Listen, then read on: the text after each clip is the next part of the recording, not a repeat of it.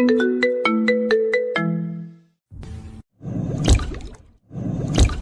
11টা ছুঁই ছুঁই। রাজশাহী স্টেশনে বসে আছি, চাকরি সূত্রে ঢাকা যাচ্ছি।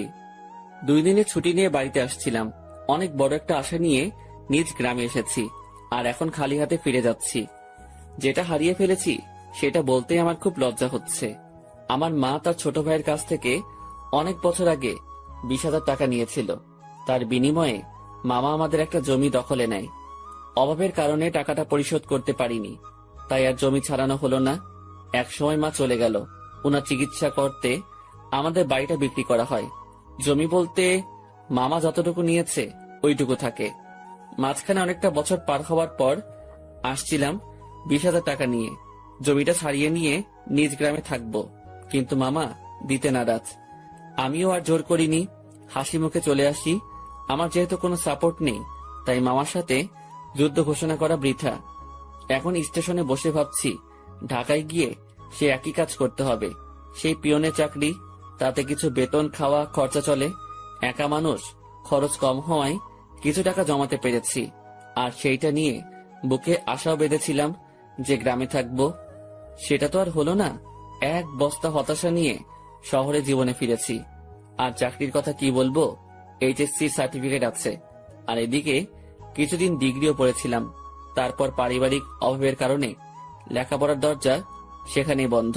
তবে একটা পড়া এখনো চালু রয়েছে, সেটা হলো মানুষকে পড়া, মানুষকে বোঝা। এই সাবজেক্ট পাসমার্ক তোলাই বেশ কঠিন। বিচিত্র রকম মানুষ সব এই পৃথিবীতে, যাদের চেনা খুবই দুষ্কর।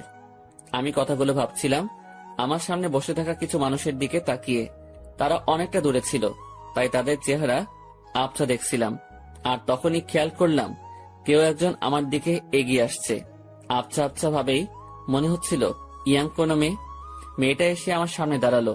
এবার আমার চোখের আবছা ভাবটা ছাড়লো। আমি এক পলক মেয়েটাকে দেখে নিলাম। বাহ, মেয়েটা তো বেশ সুন্দরী। শুধু সুন্দরী বললে কম হবে, একটু বেশি সুন্দরী। তবে তার আধুনিক ড্রেসের সাথে তার সৌন্দর্যের কোনো ম্যাচ করছে না। আমি আবার ভাবনাতে চলে গেলাম। হঠাৎ এই এই কি সমস্যা আপনার? ভাবনা থেকে বেরিয়ে এসে স্বাভাবিকভাবেই বললাম, কোনো সমস্যা নেই তো। আমার দিকে এভাবে তাকিয়েছিলেন যে, পছন্দ হয়েছে? প্রশ্ন শুনে তো গলা শুকিয়ে কাঠ হয়ে গেছে। একে তো মেয়ে, তার উপর এত সুন্দরী মেয়ে, আর অদ্ভুত প্রশ্ন। আমি আমতা আমতা করে বলেই ফেললাম, না। পছন্দ হয়নি তো তাকিয়েছিলেন কেন? আমার ফেসটা হয়তো ওই দিকে ছিল, কিন্তু দৃষ্টি অন্যদিকে দিয়েছিলাম। একা মুখের উপর বলে পছন্দ হয়নি। কি নাম আপনার? শুভ। আমি ইরা। আর আপনাকে চেনা চেনা লাগছে, তাই নামটা জিজ্ঞেস করলাম। ও, তারপরে ইরা নামের মেয়েটা আমাকে অবাক করে দিয়ে আমার কাজের স্থান, মানে আমি যে কোম্পানিতে পিয়ন হিসেবে চাকরি করি, তার কথা বলল। আপনি কি মিতালি অফিসের পিয়ন? জি জি। ও, আমার বাবা ওই কোম্পানির মালিক, আর আমার বাবার অফিসেই চাকরি করেন। বাবার অফিসে আমি অনেক যাই। আপনি তো চা কফি এনে দেন। আমি আপনাকে চিনেছি, আপনি আমাকে চিনতে পারেননি কেন? আমি আপনার দিকে তাকাইনি, আর আমি মেয়েদের দিকে কম তাকাই। ওরে সাধু, শোনেন, আপনি তাকান, তবে বেশি ভাবনায় থাকেন। তবে আমাকে কখনো খেয়াল করেননি। জি, এটাও হতে পারে। আমিও হিতাহিত জ্ঞান বুদ্ধি হারিয়ে ফেলেছি। তোকে আপনি করে বলছি কেন? তুই তো পিয়ন। আচ্ছা শোন। জি ম্যাম। বলে, তুই তো সাধারণ বগিতে যাবি। জি ম্যাম। আমি কেবিনে যাব। তুই আমার ব্যাগ দুটো একটু উঠাই দিবি, তারপর তোর আসনে গিয়ে বসবি, ঠিক আছে? জি ম্যাম, ঠিক আছে। রাগ করিস না, কুলি পাচ্ছি না। আর তোকে পেয়েছি, হার কাকে লাগে, চেনা মানুষ তো। জি ম্যাম। এত জিম্যাম জিম্যাম করিস কেন? জি না, হ্যাঁ ম্যাম, ঠিক আছে, আমি ব্যাগ উঠাই দিব। ওকে ওকে। মালিকের মেয়ে, যথেষ্ট সম্মান দিতে হবে, আর যা বলবে সেটা তো করতেই হবে, না হলে আমার চাকরি তখনই গায়েব। এসব ভেবে লাভ নেই, আর ভাবনাতে হারিয়ে গেলে চলবে না, অ্যাক্টিভ থাকতে হবে। ট্রেন ঢাকা থেকে আসলো। আধ ঘন্টা পর ইঞ্জিন ঘুরিয়ে আবার ঢাকার উদ্দেশ্যে রওনা হবে। আমি ইরা ম্যামের ব্যাগ দুটো তার কেবিনে দিয়ে আসলাম। বকশিস স্বরূপ তিনি আমাকে 50 টাকা দিলেন। কোনো দ্বিধা না করে টাকাটা নিলাম, কারণ আমার আগে থেকে অভ্যাস আছে। টাকা নিয়ে চলে যাচ্ছিলাম, ইরা ম্যাম আবার ডাকলো। এই শোন শোন। জি ম্যাম, বলেন। নামার সময় আবার তুই আসবি, ঠিক আছে? আচ্ছা। আবার ঘুমিয়ে যাস না কিন্তু। না ম্যাম, ঘুমাবো না। ওকে, যা। আমি আমার বগিতে গিয়ে উঠলাম। টিকিট সংগ্রহ করতে আমি অনেক দেরি করে ফেলেছি, তাই সিট হয়নি। পুরো রাস্তাটা দাঁড়িয়ে যেতে হবে। আশেপাশে তাকিয়ে দেখলাম অনেক সিট ফাঁকা।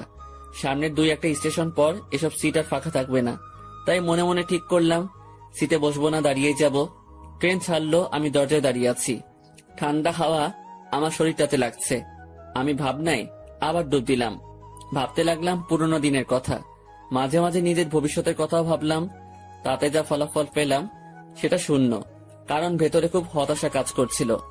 অর্ধেক পথ আসতেই স্টেশন ছাড়াই ট্রেনটা থেমে যায়। যান্ত্রিক কোনো ত্রুটি হয়েছে হয়তো।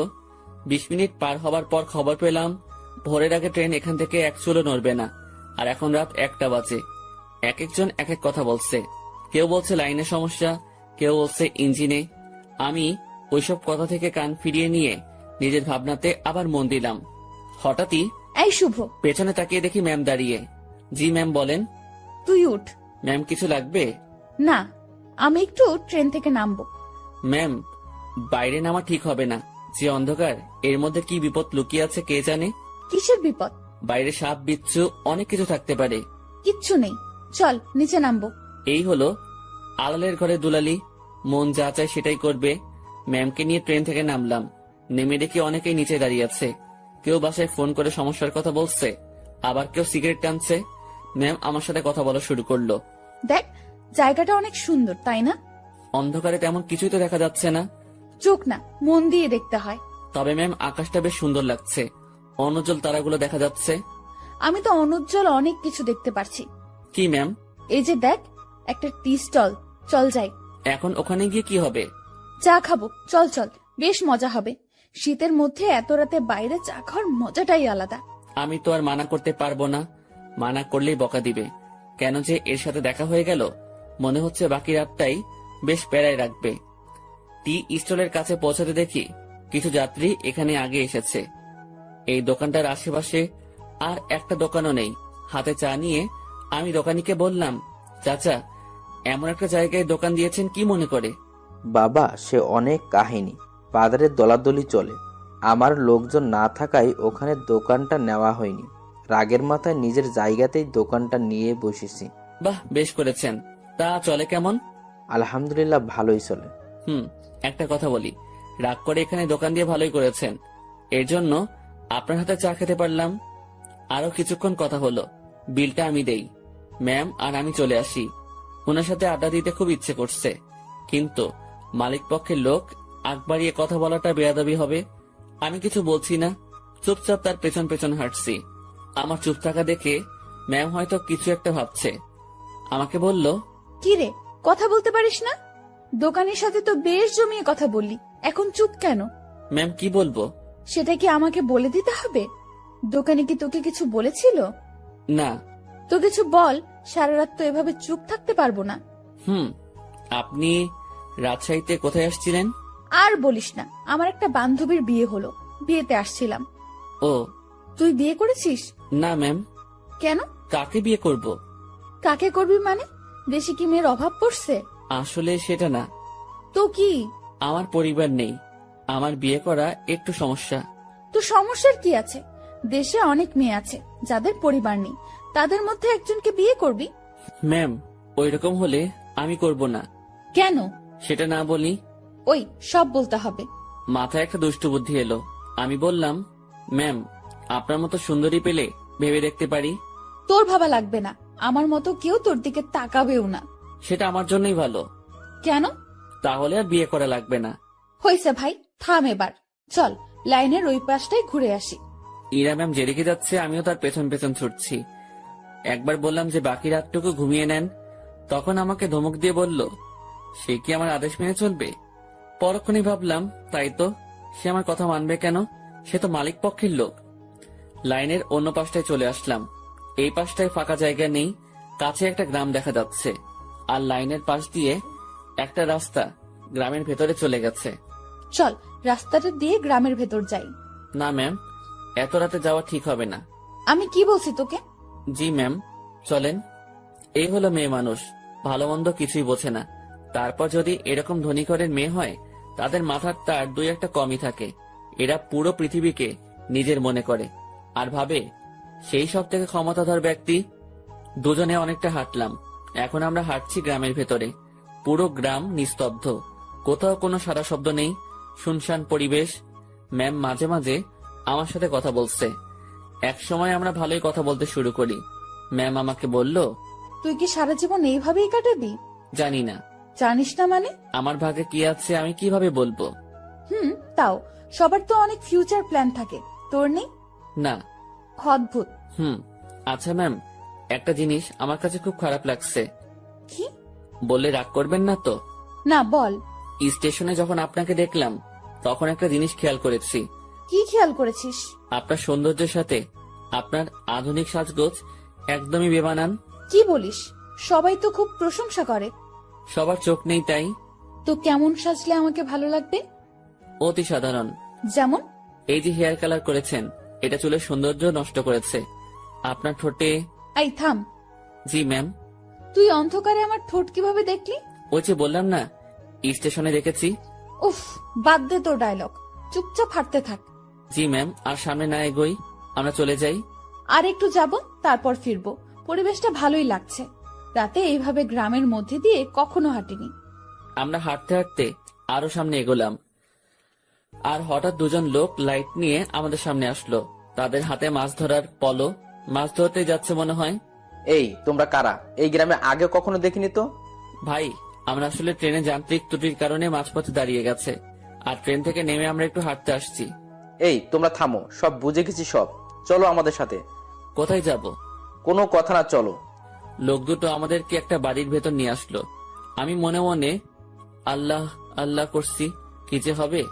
গ্রামের মানুষ এসব কিছুতে বেশ সিরিয়াস। রাত করে মেয়ে নিয়ে বাইরে দেখলে উল্টাপাল্টা ভাববে। আমাদের বেলায় ঠিক তাই হয়েছে। এরা শুধু আমার দিকে তাকিয়ে বারবার দেখছিল। আমিও মনে মনে বলছি, দেখেন কেমন লাগে। একজন বাড়ির গিন্নিকে ডাকা শুরু করলো। বুঝলাম এটা তার নিজের বাড়ি।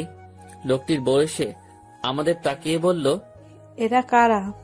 ওরা বাড়ি থেকে পালায় আসছে, ওদের তুমি ঘরে নিয়ে যাও, আমি হুজুরের ডাইকা নিয়ে আসি। ভাই ভাই, হুজুরে ডেকে কি করবেন? বিয়ে করায় দেবো তোমাদের। ভাই ভাই শোনেন, উনি আমার কিছু না, আমরা পালাই আসিনি।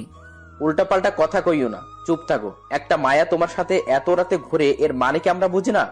ভাই ভাই এমন কইরেন না। চান মিয়া, তুমি ওদের ঘরে নিয়ে যাও, আর বউ আমি যাইতেছি হুজুরের ডাকতে। আমাদের কাছে একজনকে রেখে লোকটি অন্ধকারে হাওয়া হয়ে গেল। কিছু একটা ঘটতে চলছে।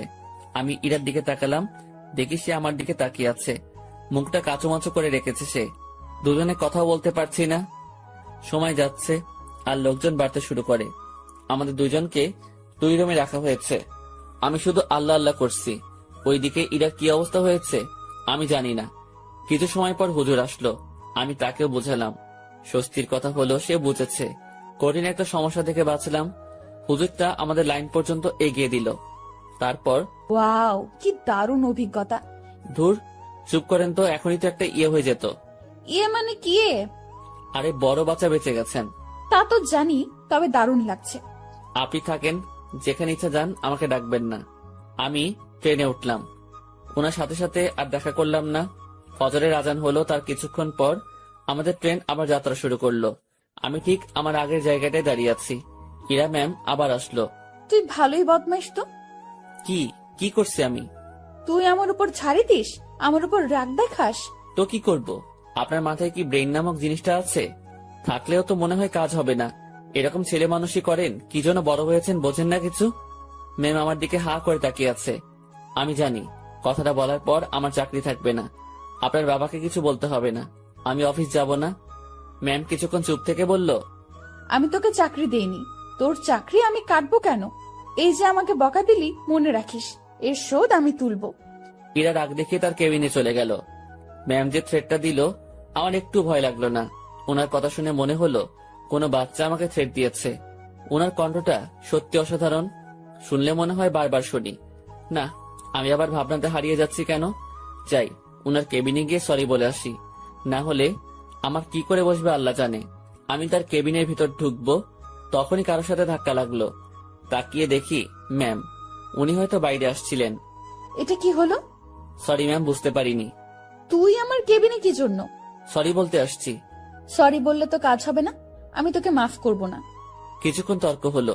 আমি তাকে বললাম, আমার উপর কেউ রাগ করে থাকুক সেটা আমি চাই না। আপনার মন যা চাই তাই করেন।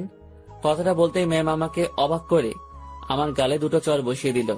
এখন বুঝতে পারলাম ম্যাম বেশ রেগে গিয়েছিল আমার উপর। চটা না খেলে হয়তো বুঝতে পারতাম না। আমি তো ভেবেছিলাম অন্য কোনো শাস্তি দিবে হয়তো। চর মারার পর ম্যাম আরো বলল, তুই আমার বেস্ট ফ্রেন্ড হবি? এমন থাপ্পড় খাওয়ার পর এরকম প্রস্তাব পাবো ভাবতেও পারিনি।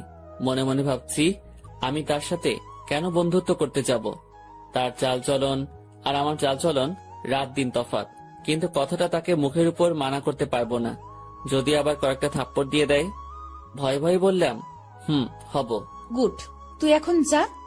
না, শোন, তোর কন্ট্যাক্ট নাম্বারটা দিয়ে যা, আমি কল করে তোকে ডেকে নেব যে কোনো সময়। ম্যামকে মোবাইল নাম্বারটা দিয়ে আগের জায়গায় ফিরে আসলাম। 8টায় আমাদের গন্তব্যে পৌঁছে গেলাম। ইরা ম্যামের কথা অনুযায়ী তার ব্যাগগুলো নামিয়ে দিলাম। এখন উনি আর আমি স্টেশনের বাইরের রাস্তায় দাঁড়িয়ে আছি। বাসা থেকে ওনার জন্য গাড়ি পাঠানো হয়েছে। গাড়ি জ্যামে পড়েছে, তাই অনেক লেট হচ্ছে। আমার পেটের অবস্থা খারাপ, রাতে কিছু খাওয়া হয়নি, আবার অনেকটা বেলা হয়েছে, পেটে এখনো কিছু পড়েনি। ম্যামের সামনে কিছু বলারও সাহস পাচ্ছি না। কিছু সময় পর উনি আমাকে বললেন, তোর কি ক্ষুধা লাগছে? জি অনেক। তো খেয়ে আয়। আচ্ছা আপনি দাঁড়ান, আমি যাবো আর আসবো। আমি একটা দোকানে গিয়ে চা বিস্কিটের সাথে কয়েকটা কলা খেয়ে নিলাম। দোকানদারকে টাকা দিতে যাব, তখন মনে হলো ম্যামও তো কিছু খাইনি, ওনাকে খাওয়ার কথা বলা উচিত ছিল। ভুলটা যেহেতু করেই ফেলেছি, তাই ওনার জন্য কিছু নিয়ে গেলাম। আমি কাছে গিয়ে তার দিকে খাবারগুলো এগিয়ে দিলাম। আমার দিকে উনি ভ্রু কুঁচকে তাকালো।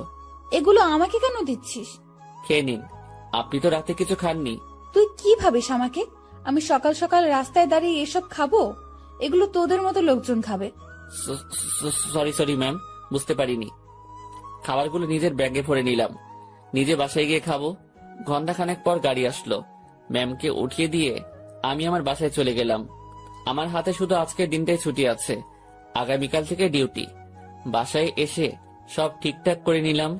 দিনের বাকি সময়টুকু আর বাইরে বের হলাম না। এই শহরের গাড়িগুলোর হর্ন আমার ভালো লাগে না। প্রচন্ড বিরক্তিকর একটা জিনিস, শুনলেই মাথা ব্যথা শুরু হয়ে যায়। রুমের জানালা খুলে দিয়ে আকাশের দিকে তাকিয়ে থাকি। গতকাল রাতের ঘটনাটা ভাবতে থাকি। কাল যদি বিয়েটা হয়ে যেত, আজ আমি মামা শ্বশুর বাড়ি থাকতাম, মানে জেলে। কি বাঁচাটাই না বাঁচলাম। সন্ধ্যার একটু আগ দিয়ে ইরার কল পেলাম। উনি আমাকে তাদের অফিসের সামনে যেতে বলেছে। গত রাতে ফ্রেন্ড হয়েছি, কথা রাখতে অবশ্যই যেতে হবে। কথাই আছে, ফ্রেন্ডের কাছে কোনো বাহানা চলে না। আমিও তাই কোনো বাহানা বা ব্যস্ততা দেখালাম না। বাইরে যাচ্ছি ওনার সাথে দেখা করতে, তাই একটু সাজতে হবে। ব্যাগ থেকে নতুন একটা ফুল হাতা গেঞ্জি বের করলাম। একটু স্মার্ট সাজার জন্যই। সুন্দরীদের সামনে তো আর এমনি এমনি যাওয়া যায় না। এই প্রথম কাউকে উদ্দেশ্য করে সাজগোজ করছি। মনের মধ্যে কেমন যেন খটকা লাগছিল। এখন খটকা দেখার সময় নেই। চটপট রেডি হয়ে আমার অফিসের সামনে গেলাম। ম্যামকে গিয়ে ঠিক সেখানে পেলাম। উনি তার গাড়ির সাথে হেলান দিয়ে দাঁড়িয়ে আছে। আমি তার সামনে গিয়ে ম্যামকে ডেকে সালাম দিলাম। উনি উত্তর দিলেন আর সাথে সাথে বললেন, গাড়ির পেছনে বসে যা। কোথায় যাবেন? আমার বন্ধুদের সাথে তোর পরিচয় করিয়ে দেব, সেখানেই নিয়ে যাচ্ছি। আমি আর কিছু বললাম না, তার গাড়ির পেছনে চেপে বসলাম। আধ ঘন্টা পর একটা রেস্টুরেন্টের সামনে গিয়ে ম্যাম গাড়ি থামালো। তারপর আমাকে নিয়ে রেস্টুরেন্টে ঢুকলো। আমি তার পিছু পিছু গেলাম। উনি একটা জায়গায় গিয়ে থামলো আর কিছু ছেলেমেয়ের সাথে গিয়ে কথা বলা শুরু করলো। বুঝতে পারলাম এরাই তার ফ্রেন্ড। এবার ম্যাম আমার দিকে তাকিয়ে বলল, বন্ধুরা, তোমাদের জন্য একটা গিফট এনেছি। কি রে দোস্ত, কে এটা? আর বলিস না, এই প্রাণীকে রাজশাহীতে পেয়েছি। এই পাগলার সাথে কিছুক্ষণ কথা বলেছি, তারপর বেস্ট ফ্রেন্ড হওয়ার প্রস্তাব দিয়েছি। দুঃখের বিষয় হলো পাগলা আমার কথা বিশ্বাস করে হ্যাঁ বলে দিয়েছে। তোরা বলতো, এর মতো খ্যাত মানে কি বলবো, এরকম একটা মানুষ আমার ফ্রেন্ড। অসম্ভব। দেখ ভাই, আমার ফ্রেন্ডদের সাথে পরিচয় করিয়ে দিতেই তোকে এখানে নিয়ে আসছি। ইরা একে একে তার বন্ধুদের সাথে পরিচয় করিয়ে দিল। সবাই বনেদি ঘরের ছেলে মেয়ে। ট্রেনের কথা মনে পড়তেই লজ্জায় ঘেমে যাচ্ছি। এখন মান সম্মান যা যাওয়ার তা তো গেছে, বাকিটুকু নিয়ে এখান থেকে কেটে পড়তে পারলেই হলো। কিছুক্ষণ পর সেটাও থাকলো না। আমার পোশাক আর চেহারা নিয়ে তারা উপহাস করতে শুরু করলো। একটা ছেলে এগিয়ে এসে বলল, ভাইয়া এটা গেঞ্জি নাকি তেনা? কোথা থেকে কিনেছো ভাইয়া? নাকি কারো পড়ে থাকা জিনিস কুড়িয়ে নিয়েছো? না ভাই, সত্যি কিনেছি। ওমা, তাই? হুম। দেখ, ছেলেটা মাথায় তেল দিয়ে আসছে। সবাই হেসে উঠল। সত্যি কথা বলতে আমি তেল দেইনি, ওরা পচানি দেওয়ার জন্যই বলছে। ভাবছি এখানে আর থাকা ঠিক হবে না। ম্যামকে বললাম, ম্যাম আমি এখন যাই। ওলে বাবুটা, এখনই না, কিছু খেয়ে যাও। হ্যাঁ, কিছু খেয়ে যা। একটা ছেলে আমার পকেটে হাত দিল। আমার দুর্ভাগ্য যে পকেট থেকে সে 20,000 টাকা নিয়ে এসেছি, ব্যাগে রেখে আসবো মনে ছিল না। ছেলেটা আমার পকেট থেকে টাকাটা দেখে একটু অবাক হয়ে বলল, কি রে, তোর কাছে এত টাকা কুড়িয়ে পেয়েছিস কোথায়? যাই হোক, আমাদের কিছু খাওয়া। আমি আর কি মানা করব, মান সম্মান একটু বজায় রাখতে হ্যাঁ বললাম। তাতেই ওরা সুযোগ পেয়ে গেল, নানা রকম দামি খাবার অর্ডার করলো, যেগুলো আমি চোখে দেখা তো দূরের কথা, নামও শুনিনি। ওরা সবাই খাচ্ছে, আমি দাঁড়িয়ে আছি। একজন খেতে বলেছিল, কিন্তু আমি মানা করেছি আর বলেছি খেয়ে আসছি, আমার পেট ভরা। খাওয়া শেষে বিল তো 20,000-এর উপরে এলো। আমার মাথায় ঢুকলো না 7-8 জন মিলে 20,000 টাকা কিভাবে খায়, যেটা জোগাড় করতে আমার বছরখানেক সময় লেগেছিল। খারাপ ভালো দু ধরনের মজাই পাচ্ছিলাম। কম খাবারে এত বিল, আর আমার পকেটে টাকা গায়েব। ম্যাম আমি এখন চাই। হ্যাঁ যাবি, তার আগে একটা কথা বলি, কখনো এরকম মফিজ মার্কা কাজ করবি না। এত সহজে কোনো বন্ধুত্ব পাওয়া যায় নাকি? জীবনে কোনো কিছুই সহজভাবে নিবি না। জি ম্যাম। যা তাহলে। আমি বাইরে এসে দাঁড়ালাম। পকেটে টাকা নেই, বাসায় যাব টাকা লাগবে। মনে মনে ঠিক করলাম ম্যামের কাছ থেকে কিছু টাকা চেয়ে নিব, না হলে এই পথ যেতে যেতে মধ্যরাত হয়ে যাবে। কাল সকালে আবার অফিসে যেতে হবে। অনেকটা সময় পার হওয়ার পর ম্যাম আর তার বন্ধুরা বের হলো। আমি ম্যামকে ডাকায় সে বাকিগুলোকে বিদায় দিয়ে আমার দিকে আসলো। কি হয়েছে, এখনো যাসনি কেন? ম্যাম আমাকে কিছু টাকা, পুরোটা বলার আগেই একটা থাপ্পড় বসিয়ে দিল। আমি আবার বললাম, গাড়ির ভাড়া টাকাটা চাইছিলাম, পকেটে কোনো টাকা নেই, যেতে অনেক সময় লাগবে, কাল থেকে আবার অফিস আছে। তোর জন্য কি আমি টাকা নিয়ে দাঁড়িয়ে আছি, ফকিন্নির বাচ্চা? কথাটা সত্যি বুকের মাঝখানে গিয়ে লাগলো। আমি আর কথা বাড়ালাম না, ওনার দিকে একবার তাকিয়েই হাঁটা শুরু করলাম। সেই জায়গা থেকে বাসায় যাওয়ার পুরোটা সময় শুধু রেস্টুরেন্টের ভেতরের অপমানের কথা মনে হয়েছে। আজকাল মানুষগুলো কেমন হয়েছে, আরেকজনের আর্থিক অবস্থা না বুঝে তার টাকা খসানোর জন্য উঠে পড়ে লাগে। টাকাগুলোর জন্য খুব মায়া হচ্ছে।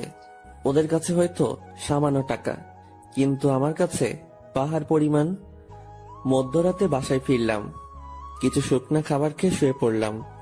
শুয়ে আর কিছু ভাবলাম না, ঘুমানোর চেষ্টা করলাম, কারণ কাল অফিস যেতে হবে। পরদিন সকালবেলা উঠতে আর দেরি করলাম না, ফোনে অ্যালার্ম দেওয়াই ছিল। সময় মতো উঠে হাতের কাজগুলো সেরে নিলাম, তারপর খেয়ে অফিসের উদ্দেশ্যে রওনা হলাম।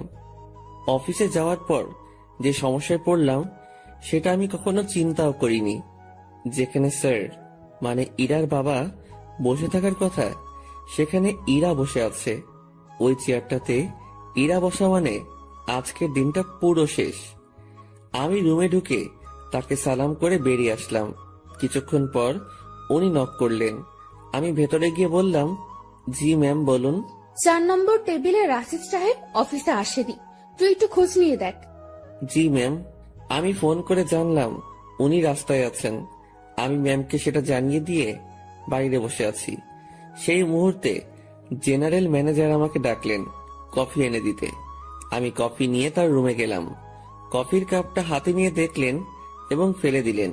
কি হয়েছে এটা বলার সাথে সাথে উনি আমাকে চর বসিয়ে দেন আর বলেন, কফির উপর মরা মাছি পড়ে আছে, দেখিস না? সরি স্যার, দেখতে পাইনি। উনি আমার কলার ধরলেন। আমি যদি এটা খেয়ে ফেলতাম, তারপর যদি অসুখ করতো, তুই কি করতিস তখন? স্যার মাফ করে দেন, দেখতে পাইনি।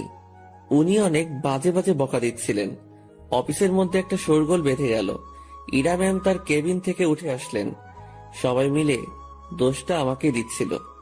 এখন ভয় লাগছে যে ম্যাম চটটা মেরে হয়তো বিদায় করে দিবেন। তারপর ম্যাম সবকিছু শুনলেন, আমার থেকেও আর ম্যানেজারের থেকেও। সব শোনার পর যা করলেন দেখে তো আমি হতবাক। পরপর 2টা চর বসিয়ে দিলেন ম্যানেজারের গালে। আমি কিছু বলার আগেই এখান থেকে বের হবেন। আর হ্যাঁ, বাকি সবাইকে বলছি, এটা নিয়ে কোনো কথা হবে না। সমস্যা হয়েছে, সমাধান করেছি। সমালোচনা করে ভালো জিনিস খারাপ বানাবে তো পাবলিক। বুঝবা, কত ধানে কত চাল। যার যার কাজে যাও, অনেক সময় নষ্ট হয়েছে। কিছুক্ষণ ঝড়ের পর অফিস স্বাভাবিক, আগের মতো কাজ চলছে। কিভাবে সব সামনে নিলাম, হুটহাট ম্যানেজার শেখট, সাথে 2টা থাপ্পড়। বিচারটা যাই করুক, তাহলে আমার সাথে অমন করলো কেন? ভাবতে ভাবতে কোনো উত্তরই খুঁজে পেলাম না। লাঞ্চের সময় আমি বাসা থেকে রুটি নিয়ে আসছি। 2-1জনকে পানি এনে দিয়ে আমি খাওয়ার জন্য বসবো। তখন ম্যাম ডাকলো। মনে মনে ভাবছি খাওয়াটাও কপালে নেই। মুখ ভার করেই ম্যামের রুমে ঢুকলাম। জি ম্যাম, কিছু বলবেন? তুই খাবার খেয়েছিস? জি না। বাসার থেকে খাবার নিয়ে আসছিস নাকি বাইরে গিয়ে খাবি? বাসা থেকে এনেছি।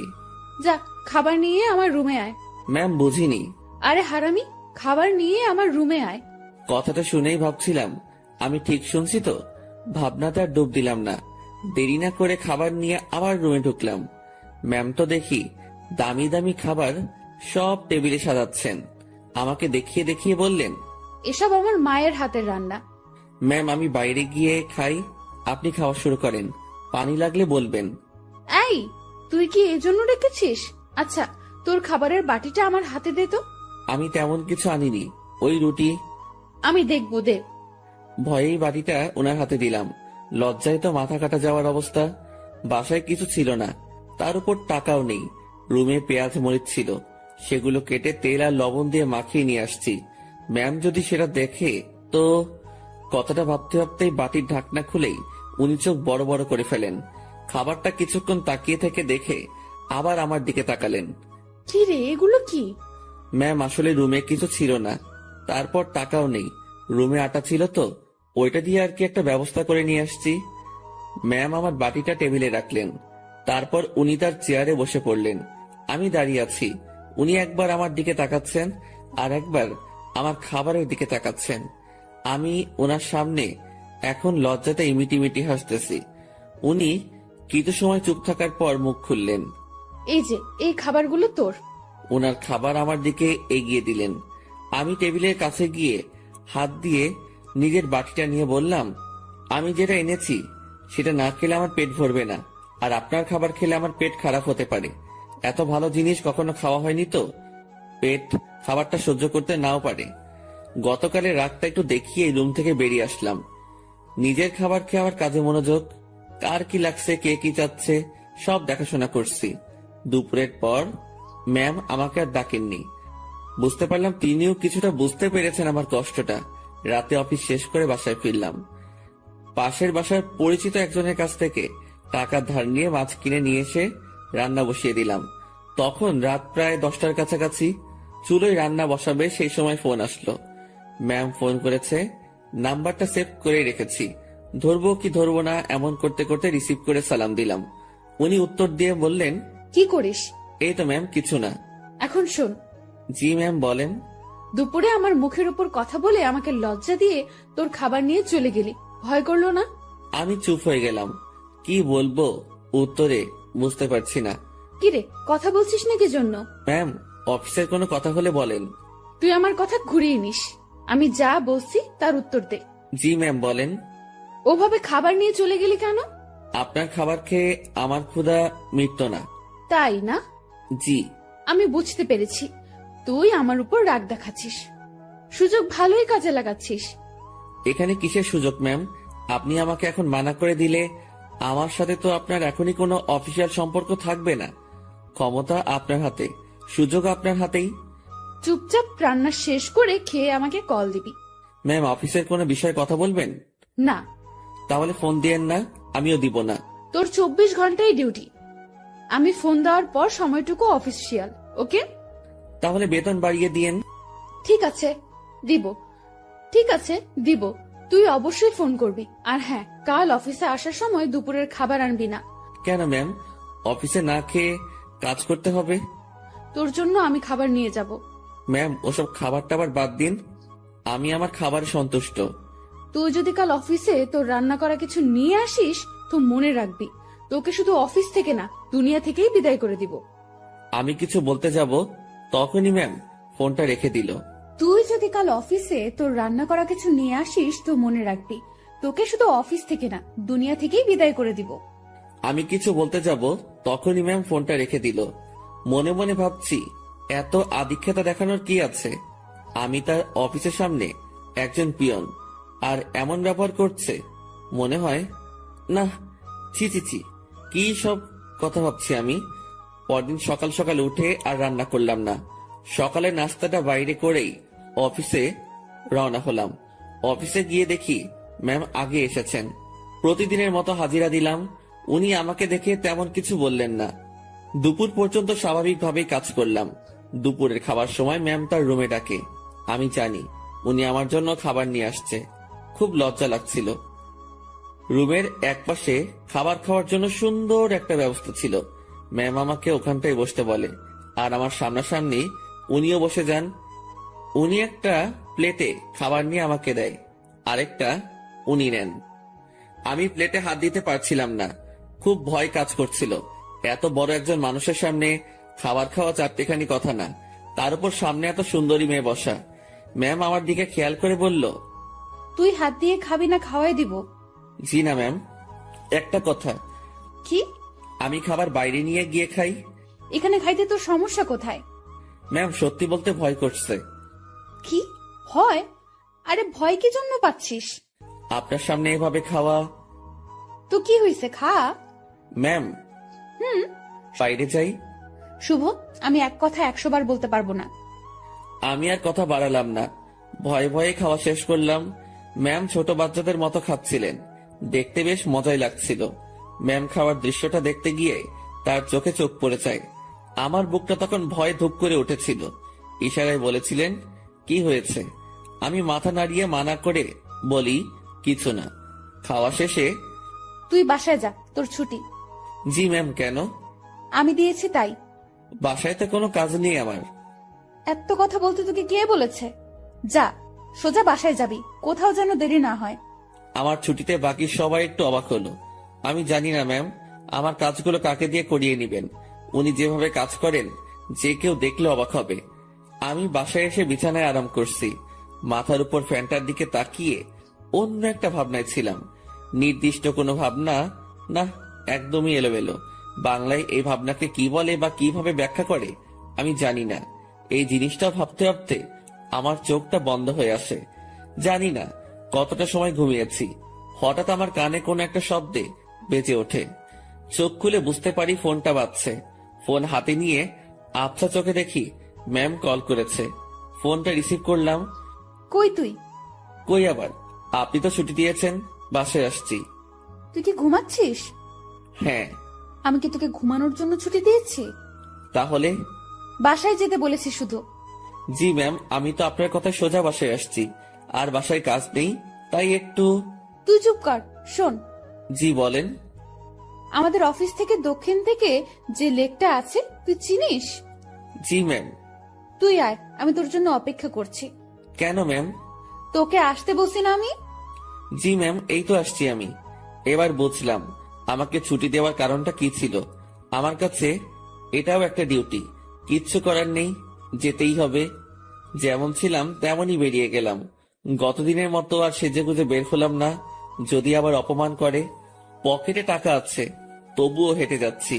এই মাসের বেতন পেতে অনেক দেরি, তাই এমনি টাকা খরচ করা চলবে না। আমি ম্যামের কথা মতো সেই লেকের পাড়ে পৌঁছে যাই। এর মধ্যে ম্যাম আমাকে 2 বার কল করেছিল, শুধু জেনেছিল আমি কই আছি। লেকের পাড়ে যেতেই দেখলাম অনেকেই বসে আড্ডা দিচ্ছে, অনেক বাচ্চারও আসছে। আমি ম্যামকে খুঁজছিলাম, আমাকে দেখে ম্যামই আমাকে ডাকে। আমি ওনার দিকে এগিয়ে যাই। উনি ঘাসের উপর বসা ছিলেন। একটু দূর থেকে মনে হচ্ছিল কোনো কারণে মনটা খারাপ। আমি তার পিছে গিয়ে দাঁড়ালাম। বস এখানে।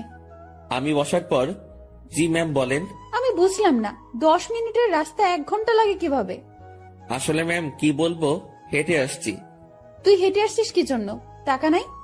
আছে, তবে খুবই অল্প। খরচ করলে বড়সড় বিপদে পড়তে হবে। আপনার মন খারাপ দেখছি। ম্যাম কিছু হয়েছে কি? তোর জন্য। ম্যাম আমি কি করেছি? অনেক লেট করছিস। জি সরি। উঠে দাঁড়িয়ে কান ধরে থাক। ম্যাম এটা। আমি উঠতে বলেছি। আমি উঠতে যাব তখনই ম্যাম আমাকে বসতে বলে। টাকা আছে তো, তাই না? হ্যাঁ আছে। চল আইসক্রিম খাবো। আমার টাকা দিয়ে? তো কখনো কোনো মেয়েকে বিল দিতে দেখেছিস তুই? না। তো আমার কাছে চাইবি না। চল আইসক্রিম খাবো। ম্যাম ম্যাম শোনেন, একটু মনটা নরম করেন, টাকাগুলো গেলে খুব সমস্যায় পড়বো। সেটা তো আমি জানি না। তুই আমার বেস্ট ফ্রেন্ড, বেস্ট ফ্রেন্ডের জন্য সবাই জান দিয়ে দেয়, আর আমি তো তোর কাছে টাকা চাইছি। জানতো না, আর সময় হলে জানটাও দিয়ে দিবি। অসহায়ের মতো দাঁড়িয়ে আছি, এখন আমার পকেটের 12টা বাজবে। ম্যাম আর আমি আইসক্রিম খেলাম, আমাদের মধ্যে কোনো কথা হচ্ছিল না, দুজন শুধু হাঁটছিলাম, আর মাঝে মাঝে দরকার হলে উনি নিজে থেকে কথা বলছিলেন। লেকের পাড় থেকে বের হয়ে রাস্তায় আসলাম, উনি গাড়ি নিয়ে আসছেন, দেখে মনে হচ্ছে চলে যাবেন। ম্যাম তাহলে আপনি যান, আমি চলে যাই। এই কই যাস তুই? বাসায়। না, গাড়িতে ওঠ। কোথায় যাবেন? Long drive. না ম্যাম আপনি যান, আমি বাসায় চাই। ব্রেকআপ, যা বাসায় যা, বাসায় গিয়া মর। ম্যাম রাগ করে গাড়িতে হেলান দিয়ে দাঁড়ালো। এরকম অবস্থায় তো রেখে যাওয়া যায় না। আমি তার দিকে একটু এগিয়ে গেলাম, আর উনি যে একটা শব্দ বলেছেন সেটার মানে জানার জন্য তাকে প্রশ্ন করব। যদিও আমি জানি, তবুও প্রশ্ন করব, যাতে ওনার রাগটা ভেঙে আমার প্রশ্নের উত্তর দিতে মনোযোগী হয়। ম্যাম ব্রেকআপ কি? তুই জানিস না? ন্যাকামো করিস? সত্যি জানি না। তোর আমার যে বন্ধুত্ব আছে সেটা কাটাকাটি, এটার মানে ব্রেকআপ। ওহ ম্যাম, আপনার মধ্যে তো এরকম কিছু নেই। শুভ, আমি তোকে বলছি না তুই আমার বেস্ট ফ্রেন্ড? আপনি তো বলেছেন যে এটা মিথ্যা ছিল। গাড়িতে ওঠ, সব বলছি। কথা বাড়ালাম না, গাড়ির পেছনে দরজা খুলতে যাব, তখনই ওই হাদারাম, কি করিস? বসবো না? সামনে। পেছনে কেন? সামনে। হ্যাঁ রে গাধা, ওঠ। গাড়িতে উঠলাম, ম্যাম ড্রাইভিং সিটে আর আমি তার পাশে। সন্ধ্যা হয়ে আসছে, ম্যাম এবার আমার সাথে বেশ ফ্রি ভাবে কথা বলা শুরু করলো। আমি কিন্তু কুমিল্লা যাচ্ছি। এত দূর কেন? আরে লং ড্রাইভ তো, আর রাগ ভাঙাতে সময় লাগবে। কিসের রাগ? তুই আমার উপর রেগে আছিস, আমি জানি। আমি আপনার উপর কি জন্য রাগ করব? ওই যে রেস্টুরেন্টে সেই ঘটনার জন্য। না ম্যাম, কি যে বলেন, ওই দিন আপনারও মজা করেছেন, আমিও মজা পেয়েছি। ওরে শুভ, আমাকে কি বাচ্চা মনে হয় আপনার? এত বড় একটা প্রতিষ্ঠান চালাচ্ছি, আমার মাথায় কি এতটুকু বুদ্ধি নেই যে কোনটা সত্যি আর কোনটা মিথ্যা আমি বুঝবো না? না, বুদ্ধি তো আপনার অনেক আছে। হইছে, শোন আমি কি বলি। বলেন। রাতে কি খাবি বল? সন্ধ্যায় তো অনেক কিছু খেলাম, রাতে আর কি খাবো? না, তাও কিছু শুকনো খাবার নেই, আর দুটো পিৎজা। আপনার ইচ্ছা। ম্যাম ভয় করছে আমার। কেন? আপনার বাবা যদি জানে অফিসের পিয়নকে নিয়ে ঘুরতে বেরোইছেন। কিভাবে জানবে? আমি তো বলবো না। আমি যে অফিসে যাব না সেটা তো জানতে পারবে। সেটা আমি দেখে নিব, তোর এত চিন্তা নেই। এখন বল আমাকে মাফ করেছিস কিনা। আপনি তো দোষ করেননি। তোকে যে কি করব আমি, দেখ। আর রাগ করে থাকিস না, ভুল করে ফেলেছি। আমি রাগ করিনি তো। আমি তোর চোখে মুখে রাগ দেখতেছি। আচ্ছা, রাগ নেই আমার উপর, সত্যি তো? হ্যাঁ সত্যি। সত্য নাকি মিথ্যা সব টের পাবো। আমি যা বলবো সেটা যদি না করিস তাহলেই বুঝবো তুই এখনো রেগে আছিস। না, কি যে বলেন, আপনার তো সব কথাই শুনি। কত যে শুনিস আমার জানা আছে। মাঝপথে আমরা গাড়ি থেকে নেমে কিছু খাবার নিলাম, দুজন বেশ কথা বলতে বলতে যাচ্ছি। ইরা ম্যাম গাড়িটা এখন বেশ ধীর গতিতে চালাচ্ছেন, আজ বেশ কুয়াশাও পড়েছে। এই চল, বাইরে কুয়াশার বৃষ্টিতে ভিজি। এই না, এটা করবেন না, বাইরে গেলে বিপদ, সেদিনের মতো হলে অবস্থা খারাপ হয়ে যাবে। যাব না তো, তোর কেয়ারিংটা আমার খুব ভালো লাগে, সেটা পাওয়ার জন্যই কথাটা বললাম। তুই কাউকে ভালোবাসিস নাই? কোন ভালোবাসা? মানে পছন্দের মানুষ বিয়ে টিয়ে করার ইচ্ছা এমন? এর আগেও তো বলেছি ওই রকম কেউ নেই। কাউকে দেখে পছন্দ হয় না? না, প্রায় সবার মধ্যেই ভেজাল আছে। ভেজাল মানে? মানে আর কি, এখন তো প্রেমের বাজার চলে, বাজারটা বেশ গরম, এক একজন 10-12টা প্রেম করে, তার উপর ওয়েটিং এ রাখে। তুই জানিস কিভাবে? চোখ খোলা রাখলে সবই টের পাওয়া যায়। ম্যাম আপনার নেই কি পছন্দের মানুষ? না রে, এসব পছন্দ টছন্দ আমার হয় না। আমাকে যে বুঝতে পারে তাকেই আমার পছন্দ। ও, আপনার বাবা আপনাকে বিয়ে দিবে না? কি সব প্রশ্ন যে করিস, বিয়ে দিবে না কেন? অবশ্যই দিবে। তাদের পছন্দেই বিয়ে করবেন। হ্যাঁ, এটাই তো স্বাভাবিক। হঠাৎ করে এই মাঝ রাস্তায় জ্যাম পড়ে যায়। কুয়াশা বেশি হওয়ায় সব গাড়ি চলাচল বন্ধ করে দেওয়া হয়েছে। ম্যাম গাড়ির হেডলাইটটা অফ করলো, তারপর কোথা থেকে যেন একটা চাদর বের করলো। আপনি কি এখন ঘুমাবেন? না, শীত করতেছে প্রচুর, গায়ের উপর দিয়ে রাখি। আমি বাইরে তাকালাম, কুয়াশায় কিচ্ছু দেখা যাচ্ছে না, তবুও তাকিয়ে আছি ম্যামের দিকে। তো আর তাকিয়ে থাকা যায় না, তার দিকে তাকালে চোখ ফেরানো যায় না, সেই জন্য তাকানোটাই বিপদ। কি রে, তুই এরকম চুপচাপ থাকবি? আমি আসলে তাকিয়ে থাকতে চাইনি, ভাবনার কথা বাস্তবে ভুলে বলে ফেললাম। কি তাকিয়ে থাকতে চাস মানে? না ম্যাম, মানে ওই যে আমার খুব শীত করতেছে, কথা থেকে বাঁচার জন্য বললাম। আগে বলবি না? আয় চাদরের মধ্যে। মনে মনে ভাবছি আরেক বিপদ। কি হলো, আয়। না ম্যাম, ঠিক আছে, শীত কমে গেছে। ভয় পাচ্ছিস তাই না? ভয় নেই, কাছে আয়। আরে খুব কাছে না, চাদরটা বড়, তুই একটু কাছে আসলেই হয়ে যাবে। একটু কাছে গেলাম, ম্যাম আমাকে চাদরের একটা মুড়ি দিল। আমি সেটা আমার পাশে ঘিরে পিঠের সাথে লাগিয়ে নিলাম। এবার আমি কাঁপতেছি, তবে সেটা শীতে না, ভয়ে। কাঁপুনি রেখে ম্যাম বলল, ওরে আল্লাহ, তোর এত শীত করতেছে। এখন ঠিক হয়ে যাবে। আমি জানি ঠিক হবে না। কথাটা বলে ম্যাম আমার খুব কাছে আসলো, তবে তার শরীরের সাথে কোনো স্পর্শ লাগেনি। অনেক চেষ্টা করে নিজের কাঁপুনি থামালাম। ম্যামের চোখে ঘুম ঘুম ভাব এসে গেছে। ম্যাম, আপনি তো ঘুমাচ্ছেন। কই না তো। আপনার কি খুব ঘুম পাচ্ছে? অনেক। ম্যাম ধীরে ধীরে বেশ সুন্দরী হয়ে উঠছে। শুনেছি সুন্দরী মেয়ে ঘুমালে আরো বেশি সুন্দরী লাগে। আজ সেটা সামনে থেকে দেখলাম। আমি যদি ওনার বর হতাম, এখন কাছে নিয়ে বুকের মধ্যে রাখতাম। পরক্ষণে মনে পড়ল, কি সব ভাবছি আমি। ছি ছি ছি, এসব কি আসছে মাথায়। ম্যাম ঘুমে আর ঠিক থাকতে পারে না, আমার খুব কাছে আসে, আমার কাঁধের উপর তার মাথা রাখার চেষ্টা করছে। এবার সব ভুলে যাই আমি, নিজে থেকে তার দিকে এগিয়ে যাই, আর উনি তার মাথা আমার কাঁধের উপর রাখে। বুকের মধ্যে হাতুড়ি পেটা হচ্ছে। ওনার নিঃশ্বাস আমার টি শার্টে লাগার পরপরই আমার কেমন যেন একটা অনুভূতি কাজ করছে। না পারছিলাম তখন বুঝতে, না পারছিলাম ভাবতে। কিছুক্ষণ ঘুমানোর পর ম্যাম জাগ না পায়, আমি জেগেই আছি। একটুর জন্য চোখ বন্ধ করিনি। ম্যাম উঠে দেখলো সে আমার কাঁধে মাথা রেখে শুয়ে আছে। ঘাটটা দ্রুত উঠিয়ে দিয়ে বলল, সরি, আমি ঘুমের মধ্যে। ম্যাম আমি আপনার কাছে গিয়েছি, দেখছিলাম আপনি ঝিমুনি দিয়ে বারবার পড়ে যাচ্ছিলেন। হুম।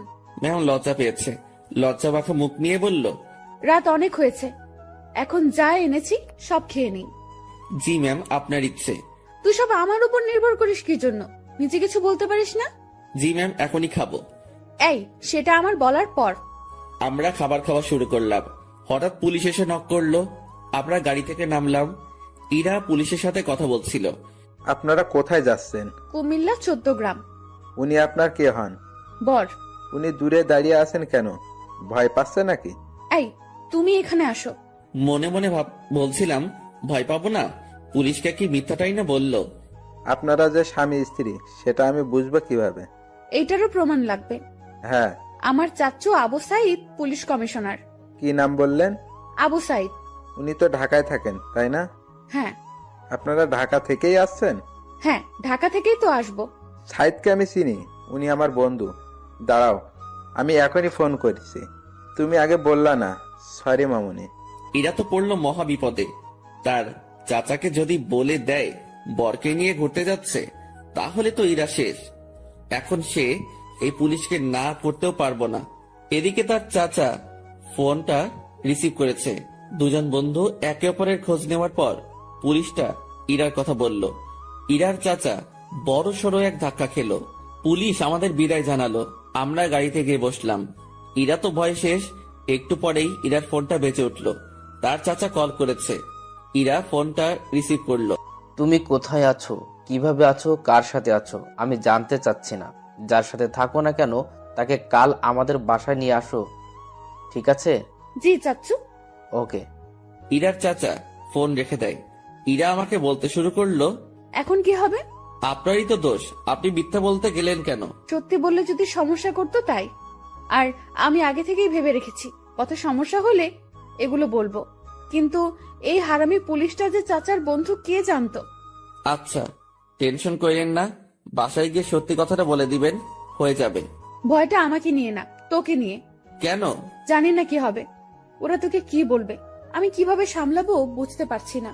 এই মুহূর্তে আমি বা তাকে কি বলবো বুঝতে পারছি না। ভাবছি এর সাথে থাকলেই সমস্যায় পড়তে হয়।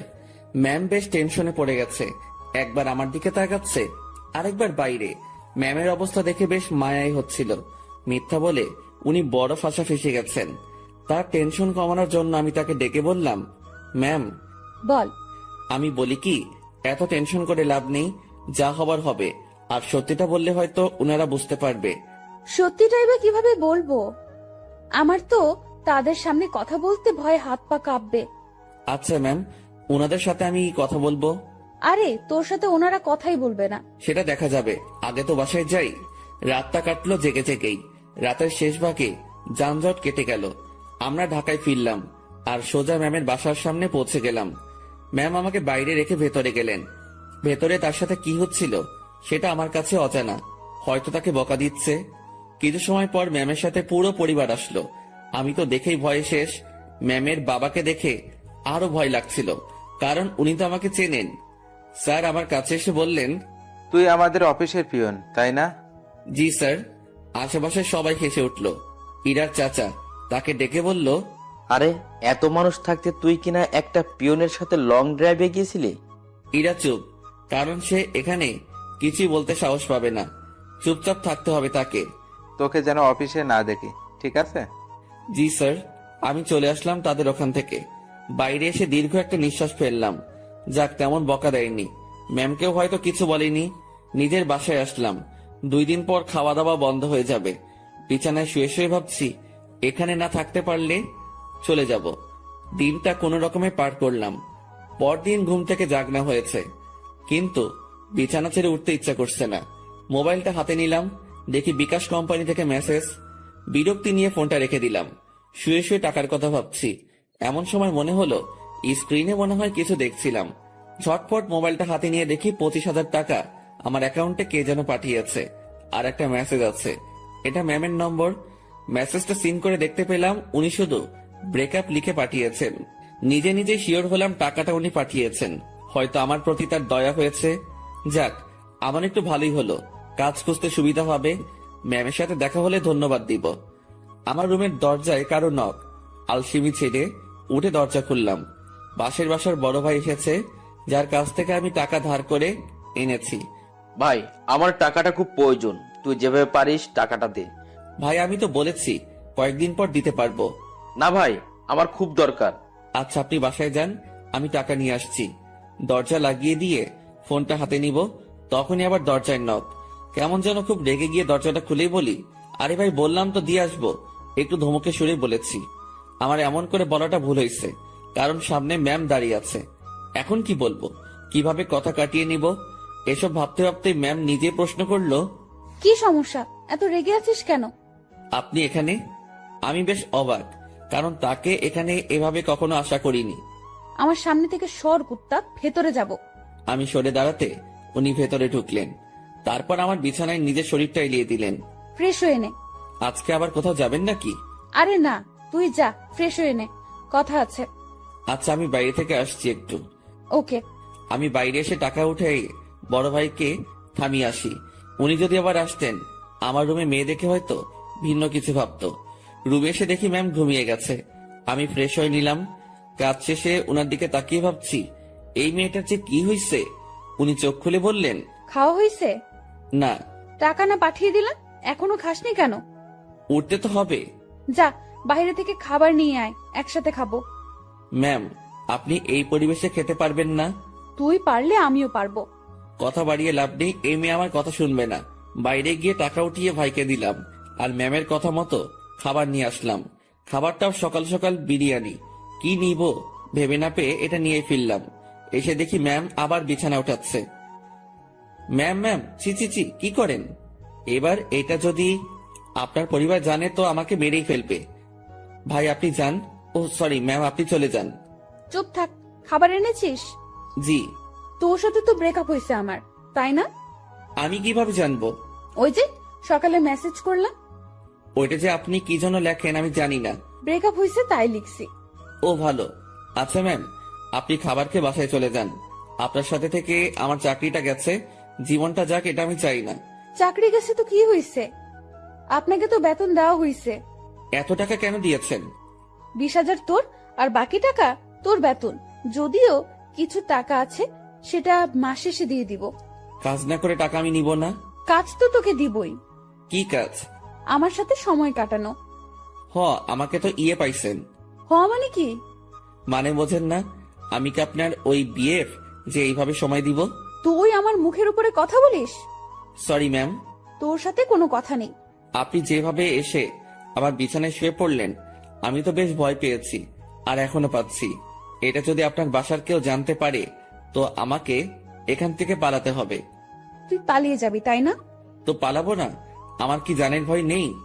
কে মারবে তোকে? আপনার পরিবারের সবাই মিলেই মারবে। ভালো তো, মায়ের খাবি। আপনাদের মাইর দিতে ভালোই লাগে না। আমার এখানে থাকলে চলবে না, এই শহর ছাড়তে হবে। কি বললি? ম্যাম বসা থেকে উঠে দাঁড়ালো। আপনার টর্চারে এখান থেকে পালাতে হবে। ও তাই? হুম। এখান থেকে যেন পালাতে না পারিস, সেই ব্যবস্থা তো করতেই হয়। ম্যাম আমার দিকে এগিয়ে আসছে, একটু ভয় পেয়ে বললাম, মারবেন নাকি? না, অন্য কিছু করব।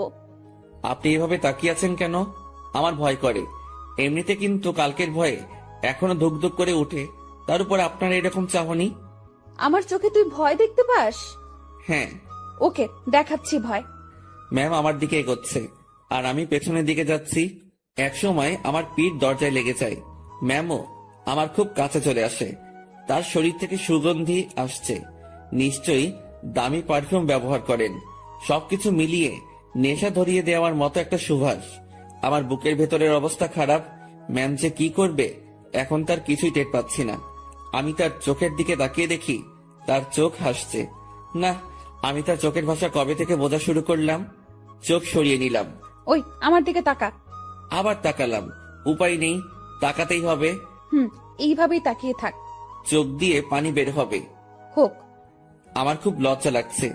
এতটা কাছে আসলেন কেন? তুই পালিয়ে যেতে পারিস, তাই একটু আটকানোর চেষ্টা। জানি না এরপর থাকবি কিনা, চেষ্টা করে দেখতে সমস্যা কি? কি চেষ্টা করবেন? ইরা ম্যাম আমার নাকের সাথে নাক লাগালো। উনি মিটি মিটি হাসতেছেন। ওই অবস্থাতেই তিনি কথা বলা শুরু করলেন। মুভিতে তোর জায়গায় আমি থাকতাম, আর আমার জায়গায় তুই, কিন্তু এখানে ঠিক উল্টোটা হচ্ছে। আমি আর চোখ খুলে রাখতে পারলাম না, বন্ধ করে ফেললাম। চোখ খুলে রাখার শক্তি আমার নেই। আহারে আমার বেষ্টু। কথাটা বলে উনি আমার নাকে তার নাক ঘষা শুরু করলো। ম্যাম, একটু সরে দাঁড়ান। আগে বল পালাবি না? পালাবো না। প্রমিস কর। প্রমিস, পালাবো না। এভাবে হবে না। তাহলে? ইরা তার জামাটা সরিয়ে বলল, নাভি টাচ করে বলতে হবে। ওনার নাভি দেখেই আমি চোখ সরিয়ে ফেলি। অসম্ভব সুন্দর একটা জিনিস দেখলাম। চোখটা বারবার সেই দিকে তাকাতে চাইছিল। কোন রকম অন্যদিকে তাকিয়ে আছি। এই নে, এটা টাচ করে প্রমিস কর। ওইখানে টাচ করে শুধু শুধু? আমি তো বললাম প্রমিস। আমি বিশ্বাস করি না। ম্যাম ওখানে আমি হাত দিতে পারবো না, যত যাই বলেন। কেন? আপনার যে বর হবে সেই দিবে। আচ্ছা, তুই আমার হবু বর, এখন নে টাচ কর। চিচি ম্যাম, কি বলেন? এক আদেশ এতবার দিতে পারবো না, কিন্তু আমি তোরে দিতে বলছি না। আমার লজ্জা করে। তোর লজ্জার আমি রাগাবিরা বলে দিলাম। ম্যামের মাথা পুরো গেছে মনে হয়, না হলে এসব কথা বলছে তাও আমাকে। উনাকে জিজ্ঞেস করা ছাড়া কোনো উপায় নেই। ম্যাম এমন করতেছেন কেন? আমার গালে এক থাপ্পড় দিয়ে বলল, আমি যেটা বলি সেটা না করে তুই আমাকে উল্টো প্রশ্ন করতেছিস। তাহলে কি ধরবো? তো ভাবছি মায়ের খাবার থেকে ধরাই ভালো। আর সত্যি কথা বলতে দেখার পর আমি লোভ সামলাতে পারছি না। আমি ওনার নাভির উপর জাস্ট হাতটা রাখলাম। উনি একবার চোখ বন্ধ করে আবার চোখ খুললেন। চুপ কেন? কথা দিলাম যাব না। গুড, এখন হাত সরিয়ে নে। ও সরি ম্যাম, আমার থেকে দূরে গেল আমি বাঁচলাম। উনি আবার বলতে শুরু করলেন, বাবাকে চ্যালেঞ্জ করে আসছি, তোকেই বিয়ে করব আমি। ও আল্লাহ, না ম্যাম, এটা কি বলছেন আপনি? তুই বুঝবি না, আমি তোকে টাকা দেওয়ার পরেই ঝগড়াটা লাগছে। আমাকে নিয়ে পরিবারের সাথে ঝগড়া করতে গেছেন কেন? ওরা আমার চরিত্র নিয়ে কথা উঠাইছে, তারপর আমাকে বলেছে তোর সাথে নাকি আমার প্রেম আছে। আচ্ছা, মাথা ঠান্ডা করেন। হ্যাঁ, তোকে আমাদের বাসায় নিয়ে গেলে আমার মাথা ঠান্ডা হবে। ও আল্লাহ, এবার আমি শেষ। ম্যাম কি বলেন এগুলা? আমি কেন? ঝগড়ার সময় বলেছি আমি তোকে ভালোবাসি, তোকেই বিয়ে করব। আর তুই আমাদের বাসায় থাকবি। মানে আপনি আমার উপরে যাওয়ার টিকিট নিয়ে আসছেন তাই না? জানি না, ব্যাগপত্র গুছিয়ে নে আর আমার সাথে চল। এইমাত্র বললেন জাস্ট না পালালেই হবে, এখন আবার বলছেন আপনাদের বাসায় নিয়ে যাবেন। দেখে নিলাম তুই আমার উপর কতটা দুর্বল আর কতটা ভালোবাসিস। না, আপনি কি যে বলেন, আমি আপনাকে সাধু, হইছে, অনেক হইছে। ড্যাব ড্যাব করে আমার দিকে তাকিয়ে থাকিস, আবার আমার নাভির দিকে তাকিয়েছিলি, আমি বুঝি না। ওনার যা কথার স্পিড আমি পেরে উঠছিলাম না। এখন ওনার বায়না আমাকে তাদের বাসায় নিয়ে যাবে। আর যাই হোক, নিজের জানটা অকালে চলে যাক সেটা আমি চাই না। আমি তো যাবনি, সেটাই মনে মনে ঠিক করলাম। এখন ম্যামকে বোঝাতে হবে, ম্যাম আমি যাব না। রুমে ছুরি নেই? কি করবেন? হাত কাটবো আমার। এই না, তোর সাথে কথা নেই, ব্রেকআপ, যা। তুই মানা করার কে? ছুরি কই সেটা বল। না না ম্যাম, যাব আমি। দ্রুত তোর কাপড় গুছিয়ে ব্যাগে ওঠা। ওকে ওকে, উঠাচ্ছি। না, তুই ভাঁজ করে দে, আমি উঠাচ্ছি। আমি কাপড়গুলো ভাঁজ করে দিচ্ছি আর ভাবছি এইরকম জেদ ধরা ভালোবাসার জন্য আমি তার সাথে চলে যাচ্ছি। এটা কি ঠিক হবে? আমি ইরাকে ভয় ভয় বললাম, ম্যাম একটা কথা। বল। দেখেন, এরকম জেদ ধরা ভালোবাসা নিয়ে আপনার সাথে যাচ্ছি, এর কি কোনো গ্যারান্টি আছে? নাকি সময় শেষ হলে, জেদ শেষ হলে তাড়িয়ে দিবেন? ইরা কেমন ঢং করে আমার দিকে তাকালো, মাজায় দুটো হাত রেখে বলল, আমাকে কি আগের দিনের গ্রামের মাতব্বর মনে হয় যে 4-5টা বিয়ে করব? বিয়ে একটাই, আর ভালোবাসা একটাই। আপনি কি আমাকে ভালোবাসেন? না। তো নিয়ে যাচ্ছেন কেন? একসাথে থাকতে থাকতে ভালোবাসাটা হয়ে যাবে। আচ্ছা চলেন। দাঁড়া, কিছু কথা বলে নেই। জি বলেন। আমাদের তো জয়েন্ট ফ্যামিলি, বাসায় প্রায় 50 জনের বেশি মেম্বার আছে। কেউ যদি বলে তুই কি কাজ করিস, কি বলবি তখন? এখন তো বেকার, কি আর বলবো, বেকারই বলতে হবে। না, তুই যে পিয়নের চাকরি করিস সেটা বলবি। চাকরিটা তো নেই। আছে। আপনি বললেই হলো নাকি? স্যার আমাকে মানা করে দিয়েছে। কোম্পানির 60% শেয়ার আমার। মালিক তাহলে কে? জি আপনি। আজ বাসায় আমার সাথে থেকে কাল সকালে দুজন একসাথে অফিসে যাব, ঠিক আছে? জি ম্যাম, ঠিক আছে। যানটা হাতে নিয়ে ওনার সাথে রওনা দিলাম। ম্যাম কখন কি করে বোঝা বড় দায়, তার মাথায় যে কি করে আল্লাহ জানে, আর উনিই জানেন। ওনার বাসার দিকে যতই অগ্রসর হচ্ছি ততই বুকের ধুকপুকুনিটা বাড়ছে। ম্যামের বাবাকে অফিসে দেখেই যে ভয় পেয়েছি, এখন তার সামনে থাকতে হবে, তাও আবার তার মেয়ের হবু জামাই হয়ে। ভাবতেই সারা শরীরে লোমগুলো দাঁড়িয়ে যাচ্ছে। ওনার বাসায় পৌঁছে গেলাম। গাড়ি যেখানে পার্ক করলো সেখানেই আরো অনেকগুলো গাড়ি। বাসাটা দেখে মনে হয় না এত লোক এখানে থাকে। এই, তুই আমার পিছু পিছু থাকবি, ওকে? জি ম্যাম, ওকে। বাসার ভেতরে ঢুকলাম। বসার ঘরে সবাই বসে আছে, কেউ কেউ আড্ডাতে মেতে আছে। আমাদেরকে দেখে সবার কাজ করা বন্ধ হয়ে গেল। আমি মাথা নিচের দিকে দিয়ে আছি, কারো দিকে তাকানোর সাহস নেই। এই ম্যামের জন্য আমি এই পরিস্থিতিতে পড়েছি। আমি ম্যামের কথা কেন শুনতেছি? আমি কি ওনাকে মনের অজান্তে ভালোবেসে ফেলেছি? না, ভাবনা ঢুকলে চলবে না, এখন অ্যাক্টিভ থাকতে হবে। ম্যাম যেটা বলবে সেটাই করতে হবে। ধীরে ধীরে বাসার সবাই চলে আসলো। ওনার বাবা মা তো প্রথম থেকেই এখানে ছিলেন। এই যে আমি আমার বরকে এনেছি, আজ থেকে ও এখানেই থাকবে। কেউ যদি আমাকে বাসা থেকে বের করে দেওয়ার কথা ভাবো তো আমার সম্পত্তি বুঝিয়ে দিয়ে তারপর বের করে দিও। তুই আমার মেয়ে। দেখো, ওর জেদ খুব, তুমি কিছু বলো না, ও ঠিক হয়ে যাবে। আর এই ছেলে তোর আমি।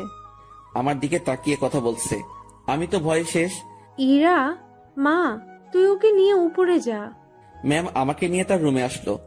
অমায়িক সব সাজগোজ, রুমটা এত সুন্দর যে যেদিকে তাকাচ্ছি অবাক হচ্ছি।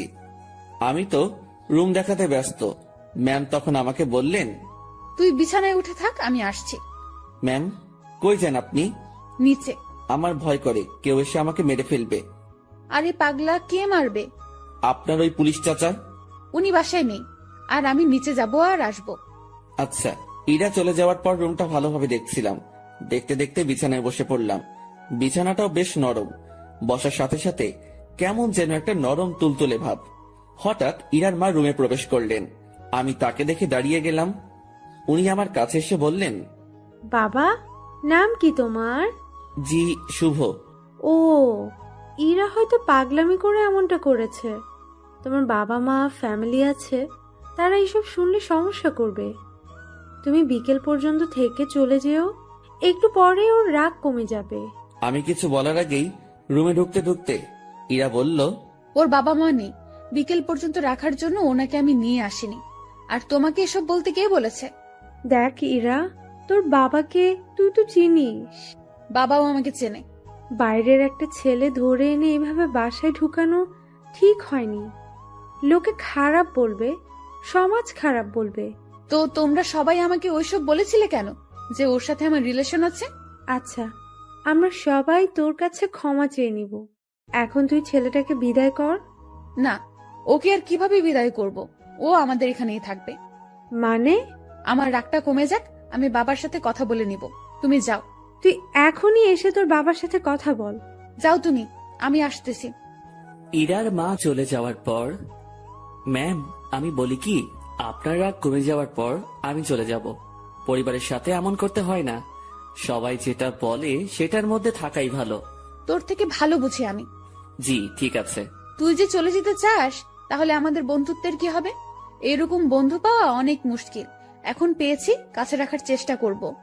তুই এখান থেকে যাওয়ার কথা মুখে আনবি না। আচ্ছা ম্যাম, আমার সাথে কিছু সময় কথা বলে তার বাবার কাছে যায়। সেখানে তার বাবার সাথে অনেক কথা হয়, আর সেগুলো আমাকে এসে ম্যাম বলা শুরু করলো। শোন, তোর চাকরি কনফার্ম। ড্রাইভিং করতে পারিস? না। ও আচ্ছা, বাবাকে সত্যি কথাটা বলে দিয়েছি। আর রাগের মাথায় তোর সাথে অনেক কিছুই করে ফেলেছি। তুই মন খারাপ করিস না। আর তুই আমার বন্ধু, তোকে দূরে সরিয়ে দেব না, কাছেই রাখছি আমার ড্রাইভার হিসেবে। আমি যেখানেই যাব তুইও সেখানে। খুশি তো? ম্যাম এত কিছু করলেন, আমার তো এই বাসার লোকজনদের দেখলে ভয় করে। হারে পাগল, ভয় কিসের? আর তুই থাকবি তো আমার সাথে, একা একা তো না। হুম। আর তোর থাকার জায়গাও আমার খুব কাছে। মানে? মানে পাশের রুমে। আমার রুম থেকে তোর রুম যেতে বাইরে দিয়ে ঘুরে যেতে হবে না। 2 রুমের মাঝেই একটা দরজা আছে, দেখবি? আয়। ম্যাম আমাকে নতুন রুমটা দেখিয়ে দিল। ম্যামের কোনো বান্ধবী আসলে এই রুমেই থাকতো। বন্ধু হিসেবে এটা আমার জন্য ফিক্সড। সেই যে এসে রুমে ঢুকেছি, বের হওয়ার নামই নেই। কিভাবে বের হব? বাইরে বের হওয়ার কথা মনে হলেই হাত পা ঠান্ডা হয়ে আসে। এই বাসার মানুষকে বড্ড ভয় হয়, তবে আমি জানি না তারা কেমন। বিকেলবেলা ম্যাম আমাকে নিয়ে বের হয়। ম্যাম গাড়ি চালাচ্ছে আর ধীরে ধীরে আমাকে সবকিছু শিখিয়ে দিচ্ছে। মন দিয়ে সব দেখছিলাম আর শুনছিলাম। সন্ধ্যায় আবার বাসায় ফিরলাম।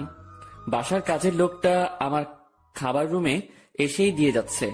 তার মানে বাকিদের সাথে খেতে হবে না, বাঁচা গেল। ম্যাম তার রুমে বসে অফিসের কাজ করছে, আর আমি আমার রুমে বসে কোনো কাজ নেই। একবার রুমের এপাশ থেকে ওপাশে যাচ্ছি, কখন আবার রুমের জানালা খুলে দিয়ে দাঁড়িয়ে থাকি। আমার তো আবার প্রকৃতি দেখার অভ্যাস। আর একটু রাত হলো, এবার নজর গেল নিজের ব্যাগের দিকে। ব্যাগ থেকে কাপড় এখনো বের করা হয়নি। বিছানায় ব্যাগ নিয়ে গিয়ে কাপড় বের করছিলাম, আর তখনই সেই সকালের কথা মনে পড়ে গেল।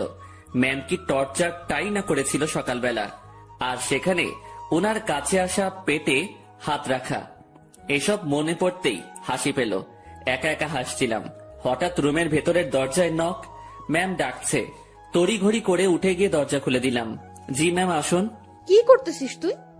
এই যে কাপড়গুলো বের করতেছি। তুই অনেক আলসে মানুষ তো। সেই সকালে আসছি, এখনো তুই কিছুই গুছিয়ে উঠতে পারিসনি। মনে ছিল না। ভাঁজ কর এখন। আমি আবার বিছানায় বসে কাপড় ভাঁজ করায় মন দিলাম। ম্যাম আমার গা ঘেঁষে বসলো। উনি খুব কাছে বসেছিল, তাই বললাম, ম্যাম একটু দূরে বসেন, সমস্যা হচ্ছে। কথাটা বলেই মনে হয় জীবনে সব থেকে বড় একটা ভুল করলাম। কথাটা বলার সাথে সাথে ম্যাম চোখ লাল করে ফেললেন। দেখে বোঝাই যাচ্ছিল বেশ রাগ করেছে। ফর্সা মানুষ, তার শরীরে রক্তগুলো সব চোখ মুখ গালে এসে জড়ো হচ্ছিল। দেখে এমনটাই মনে হচ্ছে। উনি উঠে দাঁড়ালেন আর তার রুমে চলে গেলেন দরজা না লাগিয়ে। আমি বিছানায় বসে আছি, ভাবছি ভুল যা করার তা তো করেই ফেলেছি। আমার জীবনে সুখ নেই, শুধু সমস্যা আর সমস্যা। কাপড় আর ব্যাগ ফেলে রেখেই পা টিপে টিপে তার রুমের দিকে এগোতে থাকলাম। উকি দিয়ে দেখি আমার মতোই জানালা খুলে দাঁড়িয়ে আছে, বারবার চোখ মুছছে।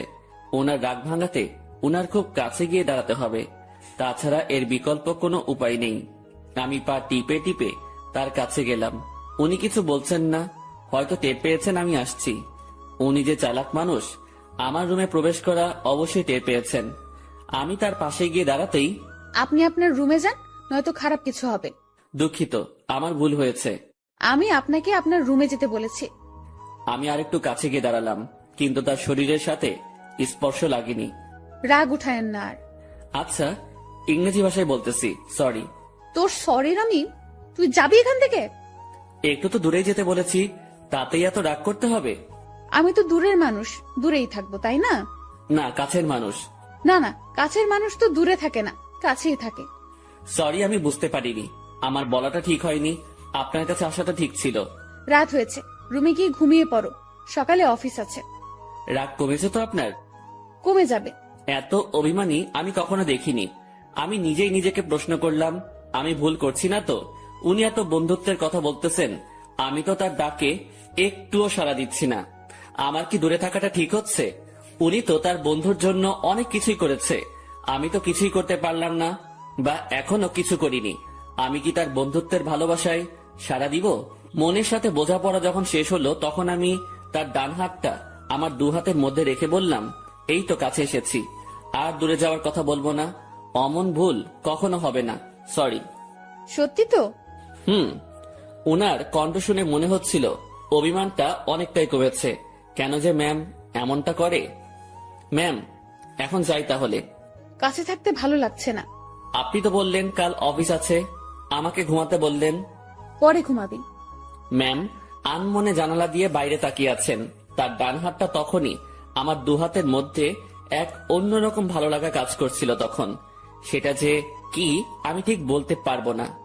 আমি ম্যামের মুখের দিকে তাকালাম, দেখি মিটিমিটি হাসছে। আমি তার হাসি দেখে প্রশ্ন করেই বসলাম, এভাবে আনমনে বাইরে তাকিয়ে কি দেখেন? বাইরে কি দেখি? তোকে। আমাকে মানে? আরে পাগলা, তুই আমার জীবনে এমন ভাবে আসলি, মানে আমি ভাবতেই পারিনি। তোর মতো একটা গাধা, তবে ভালো মানুষের সাথে বন্ধুত্ব হয়েছে। তবে আমার পোড়া কপাল। কেন? তুই আমাকে দেখে ভয় করিস, তেমন কথা বলতে চাস না। আমি যা বলি শুধু সেটাই করিস। আর কি করব? যাই হোক, সব ঠিক হয়ে যাবে। যা, এখন ঘুমিয়ে পড়। আচ্ছা, গুড নাইট। Good night. পরদিন সকালবেলা থেকে অফিস করা শুরু করলাম। ম্যামের সাথে সবসময় থাকা, উনি যা বলে সেগুলো শোনা এবং করা, এগুলোতেই ব্যস্ত। দিনকে দিন যাচ্ছিল, আমার অবস্থা ততই ভালো হচ্ছিল। ম্যামের সাথে কথা বলতে এখন আর ভয় লাগে না। কোনো কিছু লাগলে সোজা সাপটা বলে দেই। এদিকে ড্রাইভিংটাও একটু একটু শিখেছি। তাদের বাসার দু একজনের সাথে কথাও হয়েছে। মোটামুটি সবকিছু স্বাভাবিকের দিকেই বলা যায়। কিন্তু এমনটা একটা দিন আসলো, সেদিন আমার স্বাভাবিক মন আর ঠিক থাকলো না। ম্যামের বাবা ম্যামের বিয়ের জন্য ছেলে দেখেছে। আজ অফিসে যাওয়া হয়নি আমাদের, কারণ ছেলেপক্ষ দেখতে আসবে। কিন্তু আমার কেমন জানি ভয় ভয় লাগছে। বারবার মনে হচ্ছে ওনার বিয়ে হওয়ার কি দরকার? এমন থাকলেও তো পারে। আমি যা ভাবছি সেটা তো ভুল, বিয়ে তো হবেই। আমি আমার রুমে বসে ছটফট করছিলাম। ম্যামের রুমে বারবার উকি দিচ্ছি। উনি বেশ স্বাভাবিকভাবেই আছেন। দেখে মনে হচ্ছে না উনি কোনো টেনশন বা ভয় আছেন। তাহলে আমি ভয় করছি কেন? আমি তাকে হারানোর ভয় করছি না তো? ছি ছি, তাকে হারানোর কি আছে? সে তো আর আমার না। ম্যাম আমাকে বলেছিল উনি আমাকে ভালোবাসেন, সেটা ছিল বন্ধুত্বের। আর আমি যেটা ভাবছি সেটা তো অন্য কিছু। না, নিজের মনের অজান্তেই তাকে ভালোবেসে ফেললাম। এসব কখন হলো? আমি তো এইরকম কিছু ভাবিনি তার সম্পর্কে। পরক্ষণেই মনে হলো আমি তার চিন্তায় দিন পার করেছি, সেখান থেকেই এই অবস্থা। নিজের রুমে আর থাকতে পারলাম না। বিছানা থেকে উঠে ম্যামের রুমে চলে গেলাম। ম্যাম বসে বই পড়ছেন। আমাকে দেখে বললেন, কিছু বলবি? বল। আপনাকে দেখতে আসছে। তুই তো জানিস, নতুন করে প্রশ্ন করার কি আছে?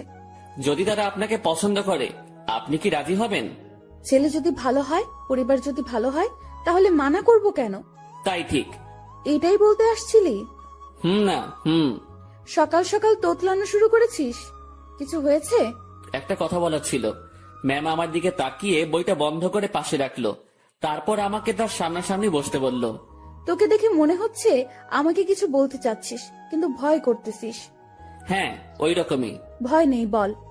কিছু বলবেন না তো? আরে আমি তোর বন্ধু না, তোকে কি বলবো পাগল? ভয় নেই, বল।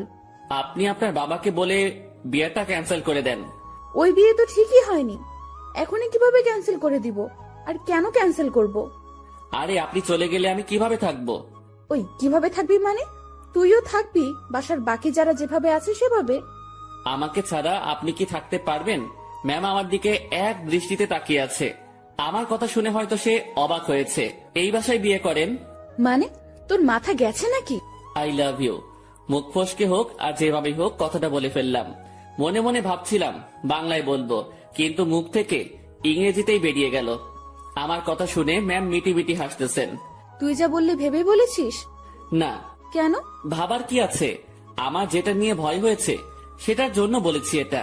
কি নিয়ে ভয় হয়েছে? আপনার চলে যাওয়া। আমি চলে গেলে তো কি হয়েছে? তুই একটা বিয়ে করবি, তার সাথে থাকবি, সে তোর কেয়ার করবে। আপনাকে লাগবে। বাচ্চাদের মতো আবদার করতেছিস কেন? জানি না। এক অন্যরকম শুভকে দেখছি, যে কখনো এভাবে আমার কাছ থেকে কিছু চায়নি। আচ্ছা কি লাগবে, কি জন্য লাগবে, সবকিছু বুঝিয়ে বল। আমি কিছু বোঝাতে পারবো না।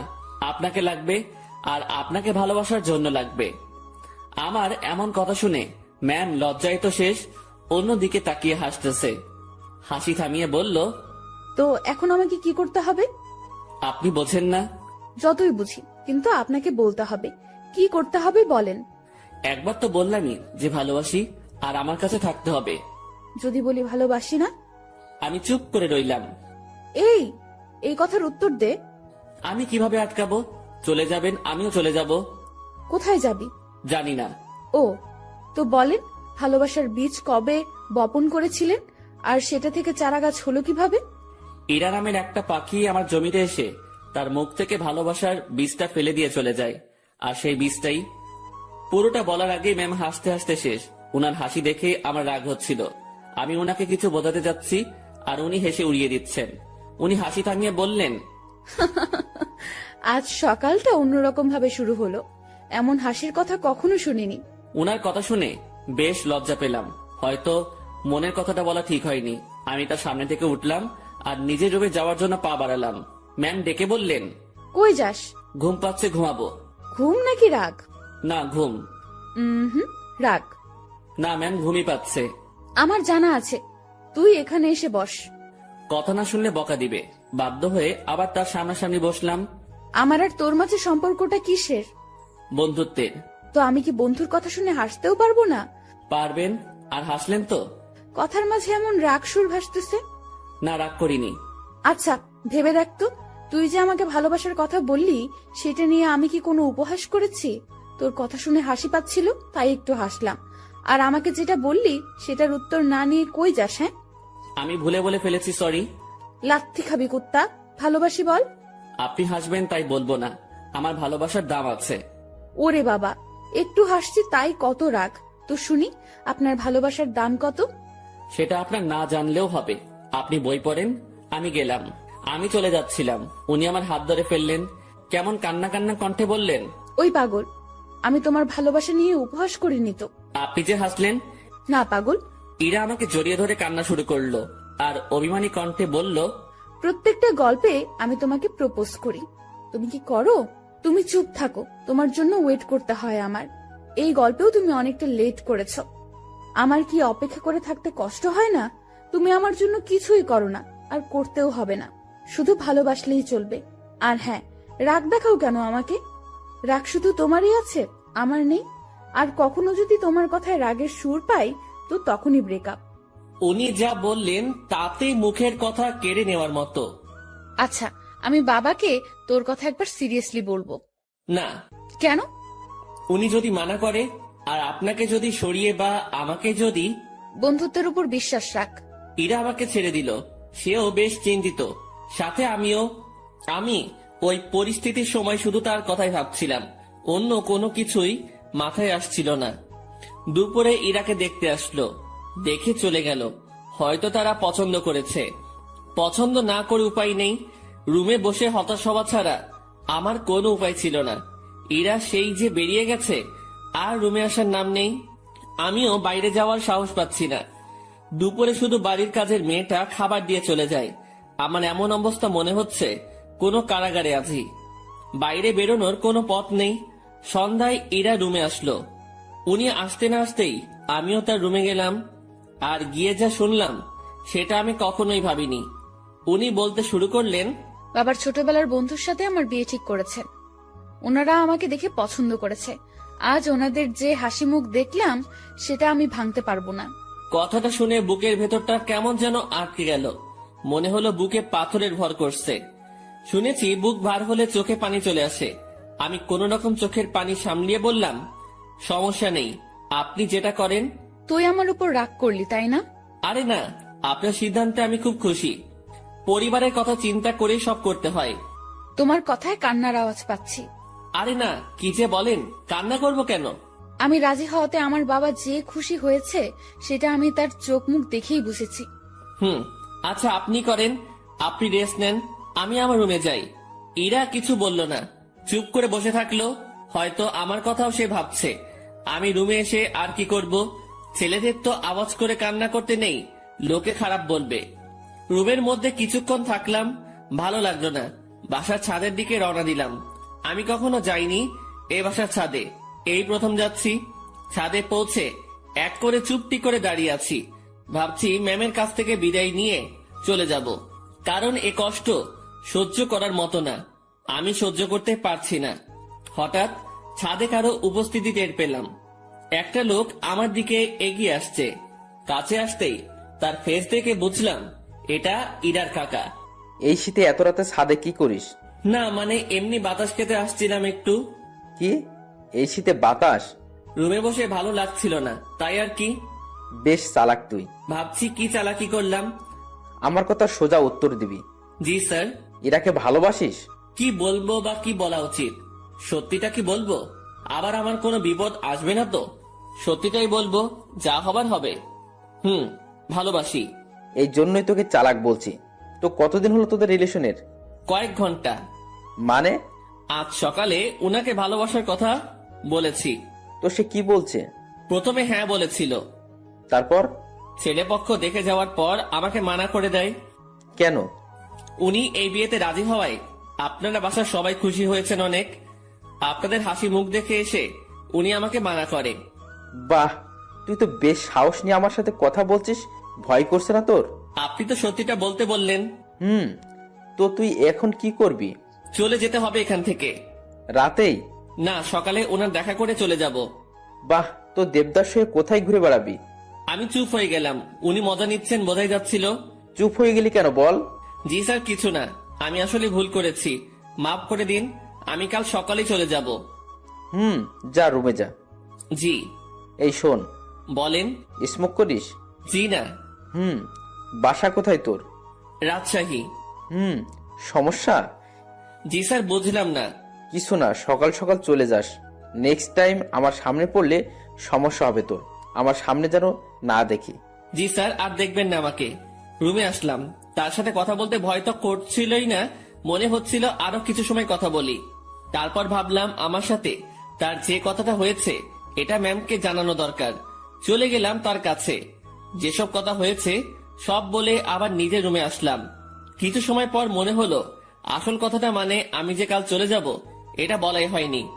আবার ঢুকলাম তার রুমে, আর ঢুকতেই চোখ কোনো কিছুতে আটকে গেল। উনি ড্রেস চেঞ্জ করছিলেন, যা দেখার আমার চোখ দেখে ফেলেছে, আমার কোনো দোষ নেই। আমি নিজেই অন্যদিকে ঘুরে রুমে চলে আসবো, তখনই উনি বললেন, এই দাঁড়া। ম্যাম আমি কিছু দেখিনি। কিছু দেখা না দেখার কথা আমি বলিনি। কি বলতে আসছিলি সেটা বল। আমি কাল সকালে চলে যাচ্ছি। আরে, অন্যদিকে ঘুরে আছিস কেন? আমার শরীরে পোশাক আছে, এখন এইদিকে তাকা। ঘুরে তার দিকে তাকালাম, এখন সব ঠিকঠাক আছে। কি যেন বলতেছিলি? এত জায়গা থাকতে রুমে ড্রেস চেঞ্জ করতে হবে কেন? এইটা বলতে আসছিলি? না। তুই বলবি নাকি মাইক শুরু করব? বলছি আমি কাল সকালে চলে যাচ্ছি। কোথায়? আমার গ্রামের বাড়ি। কেন? আমি এখানে থাকতে পারছি না, দম বন্ধ হয়ে আসছে। এতদিন তো দম বন্ধ হয়নি, আজ হচ্ছে কেন? দেখেন, ভালোবাসার মানুষটি চোখের সামনে থেকে এভাবে হারিয়ে যাবে, আমি এটা দেখতে পারবো না। তুই যদি যাস ব্রেকআপ করে তারপর চলে যাবি। ঠিক আছে, ব্রেকআপ। যা বলার বলে এসে কম্বল মুড়ি দিয়ে শুয়ে পড়লাম। ওনার কথা ভাবতে ভাবতে চোখের পাতাটা বন্ধ হয়ে গেল। রাত তখন কত হয়েছে আমি জানি না। আমার কম্বলের নিচে কাউকে অনুভব করলাম, কেউ একজন এখানে এসে শুয়ে আছে। নিজের ঘুম ভাঙাতে চোখ খুললাম, কম্বলটা মাথার উপর থেকে সরিয়ে দেখি ইরা আমার পাশে শুয়ে আছে। আমি উঠে বসাতে ফ্যালফেল করে আমার দিকে তাকিয়ে আছে। উনাকে দেখে অবাক হয়ে যাই আমি। কয়েকদিন পরে যার বিয়ে, সে আমার রুমে আমার সাথে একই বিছানায় এসে শুয়ে আছে। এর মতলবটা কি? যেমন ছিলি তেমন করে শুয়ে থাক। আপনি এখানে কি করেন? দেখছিস না শুয়ে আছি? আপনার রুমে যান। এখানে কি? এটাও আমার রুম। এভাবে এত কাছে আসা ঠিক না। কোনটা ঠিক তোকে বলতে বলছি আমি? যেমনটা ঘুমিয়েছিলি তেমনটাই ঘুমিয়ে থাক। শোনেন, আপনি আমাকে কিছু বলতে দিল না। উনি উঠে আমার মুখ চেপে ধরলো, তারপর শুয়ে দিয়ে উনি আমার পেটের উপর বসে কম্বলটা আমার মাথার পেছনে গুজে দিল। তারপর তার ফোনের লাইট অন করে সাইডে রাখলো। ম্যাম তার পা দুটো ভাঁজ করে ভালোভাবে আমার পেটের উপর বসলো, তারপর তার হাত দুটো গালে রাখলো। বাইরে থেকে এই অবস্থা দেখে মনে হবে একটা ত্রিভুজের মতো, ভেতরে আলো থাকায় ছোট্ট একটা 3 কোণা ঘরের মতোই লাগছিল। তারপর তোর সাহস কি করে হয় আমার সাথে ব্রেকআপ করার? আমি চুপ। শুভ, উত্তর দে, না হলে তোর খবর আছে। আপনার যাতে ভালো হয় সেই জন্যই করেছি। তুই ব্রেকআপ করার কে? করলে আমি করব। আমি করতে পারি না। তুই কেন করবি? ভালো তো আমি বাসি, ব্রেকআপ আমি করব। আর আমি কি ভালোবাসি না? আমার থেকে কম, সো তোর ব্রেকআপের কোনো দাম নাই। আচ্ছা, আপনি পেটের উপর থেকে নামেন, ব্যথা করতেছে। করলে করুক, আমি কি করব? আপনি যা করছেন সেটা ঠিক না। কি করতেছি আমি? এই যে এইভাবে বসে আছেন, আবার তোকে জ্ঞান দিতে বলেছি আমি? জি না। এরপর ইরা তার হাত দিয়ে আমার ঠোঁট স্পর্শ করা শুরু করলো, নাকে চোখে হাত বুলিয়ে দিল। আমি যে বসে আছি তাতে কি তোর বেশি কষ্ট হচ্ছে? না, কিন্তু এইরকম ভাবে হাত দিচ্ছেন, এটা ভালো লাগছে না। I love you. নতুন বরকে বইলেন, কথাটা বলার সাথে সাথে গালে চর বসিয়ে দিল। আই লাভ ইউ টু বল, নয়তো আরো মারবো। টুট টুট টুট। কিসের টু টু? পুরোটা বল। ভালোবাসি আমিও। ওয়াও, খুব বলেছেন। চলো এখন রোম্যান্স করি। ম্যাম ওয়েট, কিসের রোম্যান্স? আমি তো আপনার বর না, এগুলো ঠিক হবে না। আপনি আপনার রুমে যান। আহারে, আমি তো রোম্যান্স করবই, সে বিয়ে হোক আর না হোক। ম্যাম, কি? ছেড়ে দেন না। ওলে, খুব ভয় লাগছে তোমার? ইরা বসা থেকে এবার আমার পুরো শরীরের উপর শুয়ে পড়লো। ভয়ে বুকের মধ্যে দুরুম দারুম শব্দ হচ্ছে। ইরা এবার আমার বুকের উপর হাত রেখে তাতে তার থুতনি রাখলো, আর বোকা বোকা গলায় বলল, ভয় নেই, এই যে তোমার কাঁধ থেকে মাথা পর্যন্ত আজ আমি এইটুকুতে আমি যা ইচ্ছা করব। উনাকে আর থামাতে পারলাম না। ভেতরে ফোনের লাইট নিভিয়ে দিয়ে আমার ঘাড়ে আর গলায় তার ঠোঁটের স্পর্শ দেওয়া শুরু করলো। তার খোলা চুলগুলো আমার দিকে হেলেছিল, আর উনি তো তার কাজ করেই যাচ্ছেন। কিছু সময় পর, আমি তোমার বুকে এখন ঘুমাবো, সকালে আমাকে ডেকে দিও। আমি কিছু করতে পারি না। তুমি আবার করবা? তুমি মানে, সরি, আপনি যেগুলো করলেন। ওই না, তুমি কেন করবা? তুমি কিচ্ছু করতে পারবে না। হুম। রাগ। আরে না, কি বলেন, রাগ করবো কেন? সরি। ইরা ফোনের লাইট আবার অন করলো। উনি ওনার গলা থেকে ওড়নাটা সরিয়ে দিতে নিচ্ছিল, আমি থামিয়ে দিলাম। কি করছেন? তুমি না বললে কি যেন করবা? আপনার ওই গলাটুকুই লাগবে। হ্যাঁ, এই আমাকে কিছু করতে দিল না, আর এখন উনি বায়না ধরে বসে আছেন। লোভ তো আপনি ধরিয়েছেন। এই, আমার দোষ দিবা না একদম। লোভ সামলাতে পারো না তুমি? হুম। এই যে গলাটুকুই শুধু, এর নিচে আসলে মায়ের ওকে। আচ্ছা। কি মানুষ রে বাবা, নাও করে না। আমি উঠে বসে উনার গলায় আমার ঠোঁটের স্পর্শ দিতে লাগলাম। ইরার মতো আমি বেশি সময় নিলাম না। একটু পরে বললাম, রুমে গিয়ে ঘুমিয়ে পড়ো। এটা আমার রুম। এখানেই থাকবে? হ্যাঁ। দুজন একে অপরের দিকে তাকিয়ে আছি। তাকিয়ে থাকতে থাকতে দুজনই কান্না করে দেই। ইরা আমাকে বলল, এই তুমি কান্না করতেছো কেন? এভাবে কখনো তো পাবো না। ধুর, পাগলকে বলে পাবে না। তুমি তো চলেই যাবে। আমি থাকার চেষ্টা করব। আর তুমি কান্না করতেছো কেন? বলা যাবে না। বলো না। পাগলটাকে অনেক ভালোবেসে ফেলেছি। ইরার আমার কপালের সাথে তার কপাল ঠেকালো। ওর চোখের পানি আমার মুখের উপর পড়ছে। অনেক কান্না হয়েছে, থামো। এখানে থাকবো, না করো না প্লিজ। আচ্ছা থাকো। তোমার বুকের উপর ঘুমাবো। হুম। রাগ করবে না তো? না। ইরা আমার গালের সাথে গাল লাগিয়ে শুয়ে পড়লো। দুজন ভোরে উঠবো, উঠে হাঁটতে বের হব। হ্যাঁ, তোমার কাকা আমাকে চলে যেতে বলেছে সকালে। ওনার সাথেই বের হব। কি? তোমাকে কিছু ভাবতে হবে না। উনি আমাকে দেখলে গুলি করবে। আমি যদি বলি জামাই বলে ডাকবে। মানে? তুমি যে বললা ওনার সাথে কথা বলছো। হুম। উনি আবার আমাকে কল করেছিল, আমি সব সত্যিই বলেছি। তারপর উনি কি বললো জানো? কি বললো? আমাদের বিয়ের দায়িত্ব উনি নিয়েছেন, সব উনি সামলাবেন। উনি তোমাকে অনেক পছন্দ করেছেন। কি জন্য? সেটা আমি কিভাবে বলবো? সত্যি কথা বলেছো, তাই মনে হয় ভালো লেগেছে তার। ও, আর কোনো কথা না, এবার শুধু ঘুম হবে, ঘুম ঘুম আর ঘুম হবে। চোখ বন্ধ করো পাগল। দুজনেই ঘুমিয়ে গেলাম। পরদিন ভোরে ইরা আমাকে ডেকে তুললো। তারপর হাঁটতে বের হলাম। পথে সত্যি সত্যি ইরার কাকার সাথে দেখা হলো। উনি আমাদেরকে দেখে মুচকি হাসলেন, কিন্তু কিছু বললেন না। এই চলো জগিং করি, ভুঁড়ি হতে দেওয়া যাবে না। ভুঁড়িওয়ালা বর আমার পছন্দ না। ওনার কথা শুনে মুচকি হাসা ছাড়া উপায় নেই। সকালে সব কাজ শেষে অফিসে আসলাম দুজন। অফিসের কেউ এ ব্যাপারে কিছু জানে না, তাই কোনো সমালোচনাও হয়নি। এসব বিষয় জানলে কেউ না কেউ আমাকে জিজ্ঞাসা করতই। দুপুরের পর এক শার্ট প্যান্ট কোট পরা ভদ্রলোক ইরা রুমে ঢুকলো। লোকটিকে দেখে কেমন যেন সন্দেহ হচ্ছিল আমার। কিছু সময় পর ইরা আমাকে ডাকলো। যাক, সন্দেহ এবার দূর হবে। রুমে ঢুকে দেখি ম্যাম বেশ রাগান্বিত। জি ম্যাম, বলেন। এই যে, এটাই আমার পাগল, দেখে নিন। আমি মনে মনে ভাবছি, হ্যাঁ, ম্যামের লাজ লজ্জা কিচ্ছু নেই, এইভাবে কেউ পরিচয় করিয়ে দেয়? তো কিছু বলবেন আর? এরকম একটা ছেলেকে আপনার পছন্দ? ওর কিছু আছে, দেখতে তো কেমন জানি লাগে। ওই আমার পাগলের মধ্যে কি আছে না আছে আমি জানি, আপনাকে বুঝতে হবে না। আপনি আসতে পারেন। ভেবে দেখেন, এর সাথে থাকলে আপনার জীবন নষ্ট হতে পারে। এই শালা, ভাষা খারাপ করবি না। জীবন নষ্ট হবে মানে? ম্যাম তো তাকে মারার জন্য উঠেছে।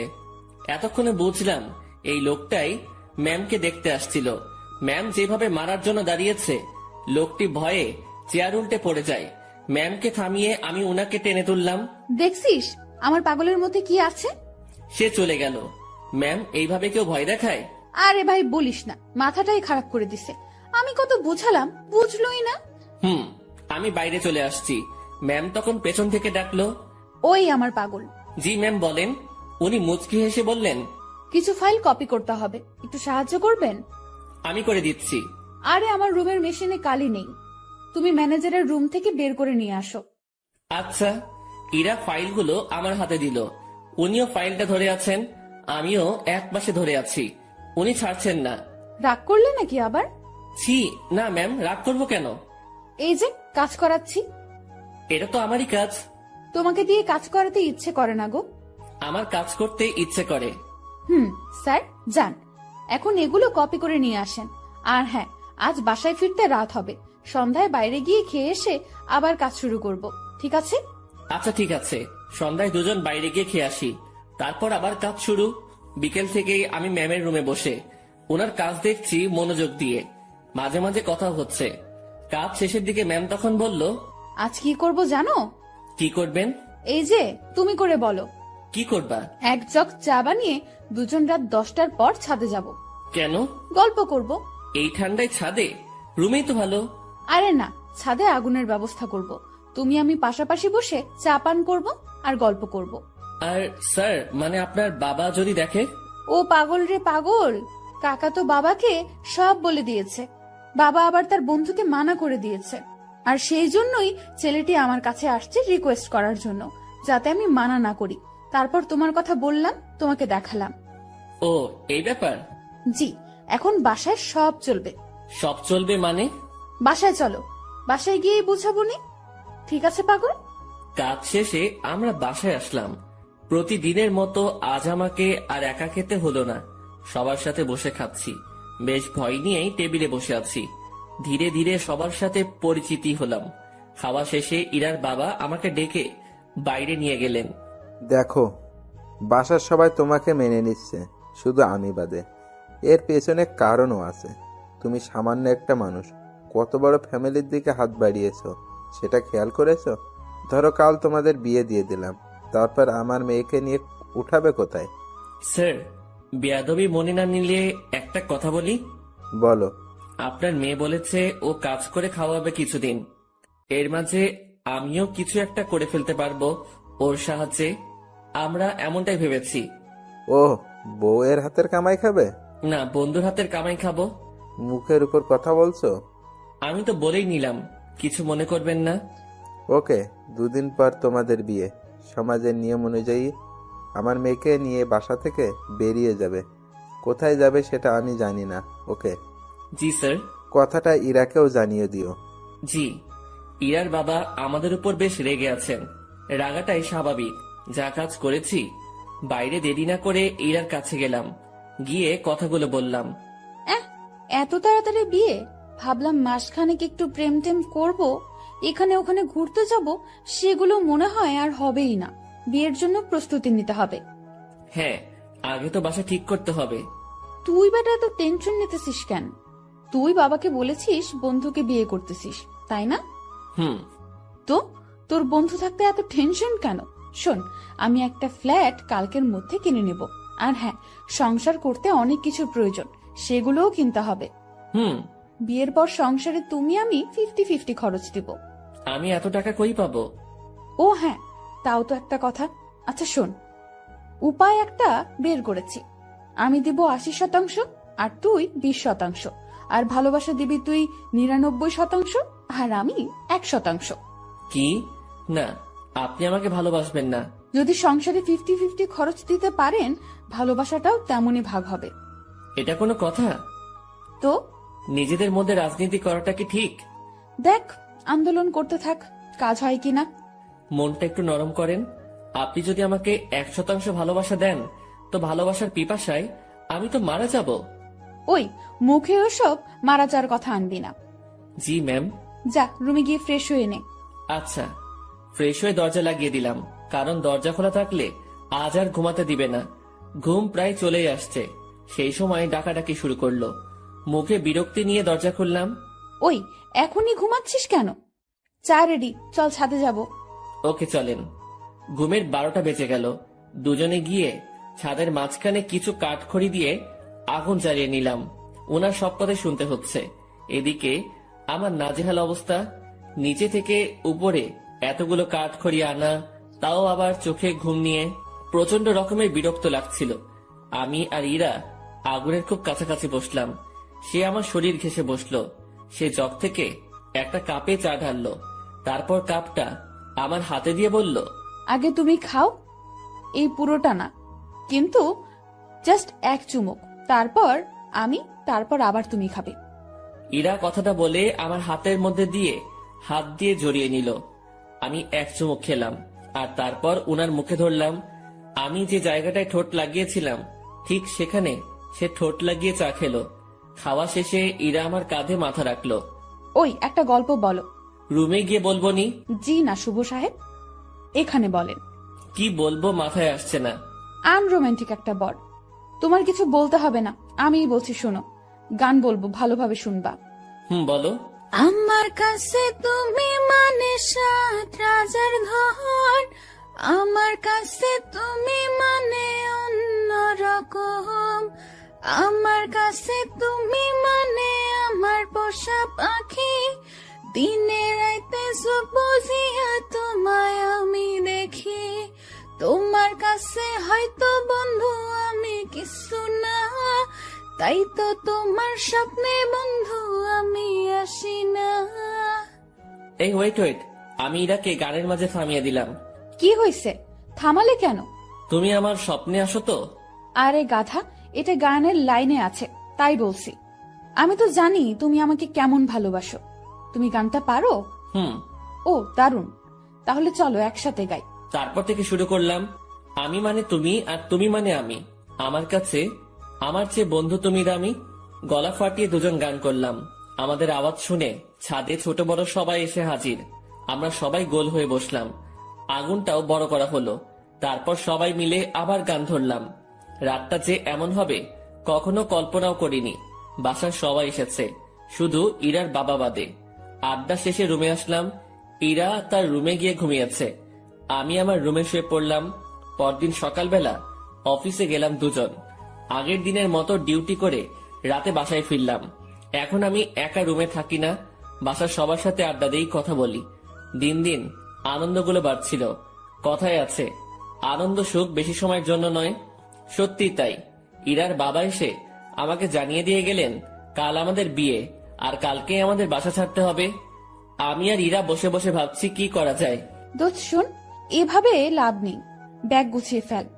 তাহলে আমরা কাল চলে যাচ্ছি? হ, যাচ্ছি। অন্য কারোর সাথে বিয়ে হলে তো যেতেই হতো, তাই না? হুম।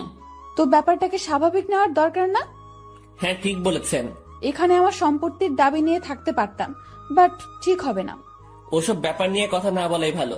ওনাদের ভালোবাসা নিয়েই আমরা বাসা থেকে চলে যাব, ওটাই আমাদের সম্পত্তি। হুম, তো যা, তোর ব্যাগ গুছিয়ে নে। রাতে ব্যাগপত্র গুছিয়ে নিলাম। সকালবেলা আমাদের বিয়ে হলো। আমার পক্ষ থেকে ইরার কাকা মুরব্বি হলেন।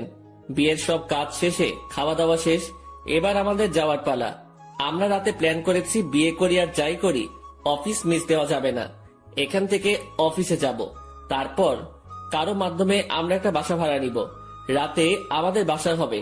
ইরা সবার কাছ থেকে হাসি মুখে বিদায় নিচ্ছে। ওকে দেখে মনে হচ্ছে না একটু আগে ওর বিয়ে হয়েছে, আর পরিবার ছেড়ে আমার সাথে চলে যাচ্ছে। আমরা বাড়ির মেইন দরজা পার হতে না হতেই ইরার বাবা আমাদের আটকিয়ে দিল। কোথায় যাচ্ছ তুমি? কোথায় আবার বিয়ে হয়েছে? এখন কি আর একটা বাড়ি আছে আমার? আমার ঠিকানা তো এখন শ্বশুর বাড়ি, সেখানেই যাচ্ছি। এই বাড়িটাই তো তোমার। যতই আমার হোক, আমি তো এখানে থাকবো না। তুমি আমার উপর রেগে আছো? না, রাখবো কেন? তো চলে যাচ্ছ কেন আমাদের ছাড়া? তুমি তো যেতে বলেছ। কোথাও যেতে হবে না, আমি শুধু তোমাদের ভালোবাসাটা পরীক্ষা করে দেখলাম। কথাটা বলা মাত্রই ইরা তার বাবাকে জড়িয়ে ধরে কান্না করলো। পরে আমরা দুজন জানতে পারলাম এটা তাদের একটা প্ল্যান ছিল। কান্নাকাটি শেষে আমরা আমাদের রুমে ফিরে আসলাম। তখনই অফিসে যেতে চাইছিলাম, সবাই ধরে আমাদেরকে উপরে পাঠিয়ে দিয়েছে। যাক, এখন থেকে আমি দুষ্টামি করতে পারবো। এবার ওনাকে একটু দেখিয়ে দেই আমি কি পারি। ইরা শাড়ি পরেছিল, আমি তার কাছে গিয়ে জড়িয়ে ধরে এক হাত তার পেটে রাখলাম। ওই, কি করিস তুই? কি করি মানে, বুঝো না? তুই ছাড়। না, ছাড়বো না। আরে ভাই, এগুলো এখনই না, দেরি আছে, আমার কিছু কথা আছে। কোনগুলো? এখনই না। তুই যা করছিস। আমি তো কিছুই করছি না, বা করতে চাইছি না। তাহলে এখানে হাত দিয়েছিস কেন? এমনি। এমনি, তাই না? হুম। ইরাকে ছেড়ে দিলাম, ও বলতে শুরু করলো। স্যার, আমাদের বিয়ে হলো, এই শুকরিয়া আদায়ের জন্য দুইজন নফল নামাজ পড়ব। আচ্ছা। মন খারাপ হয়েছে? কই না। দেখতে পাচ্ছি। মনে মনে আমার সাথে ব্রেকআপ করলা নাকি? না, কি বলো? বুঝি বুঝি, আমি সবই বুঝি। ইরা আবার আমার কাছে আসলো। চোখ বন্ধ করো। আমি চোখ বন্ধ করলাম। যেখানে হাতটা দিয়েছিলে সেখানে হাতটা রাখো, তবে এদিক সেদিক নিয়ে যেও না যেন, কারণ বাকি জায়গায় তোমার স্পর্শগুলো আমি ভিন্নভাবে নিতে চাই। হুম, বুঝেছি। ঠোঁটে চুমু দেই। হুম, দাও। হুম, দিব না। কেন? পচা তুমি, তাই। আমি কি করলাম? আমাকে আমার বাবা মার কাছ থেকে চুরি করেছো। আচ্ছা, তাহলে তাদের জিনিস ফেরত দিয়ে আমি চলে যাই? এই না। কেন? কারণ আমি চোরের প্রেমে আহত। দুজন মুচকি হেসে একে অপরকে জড়িয়ে ধরলাম।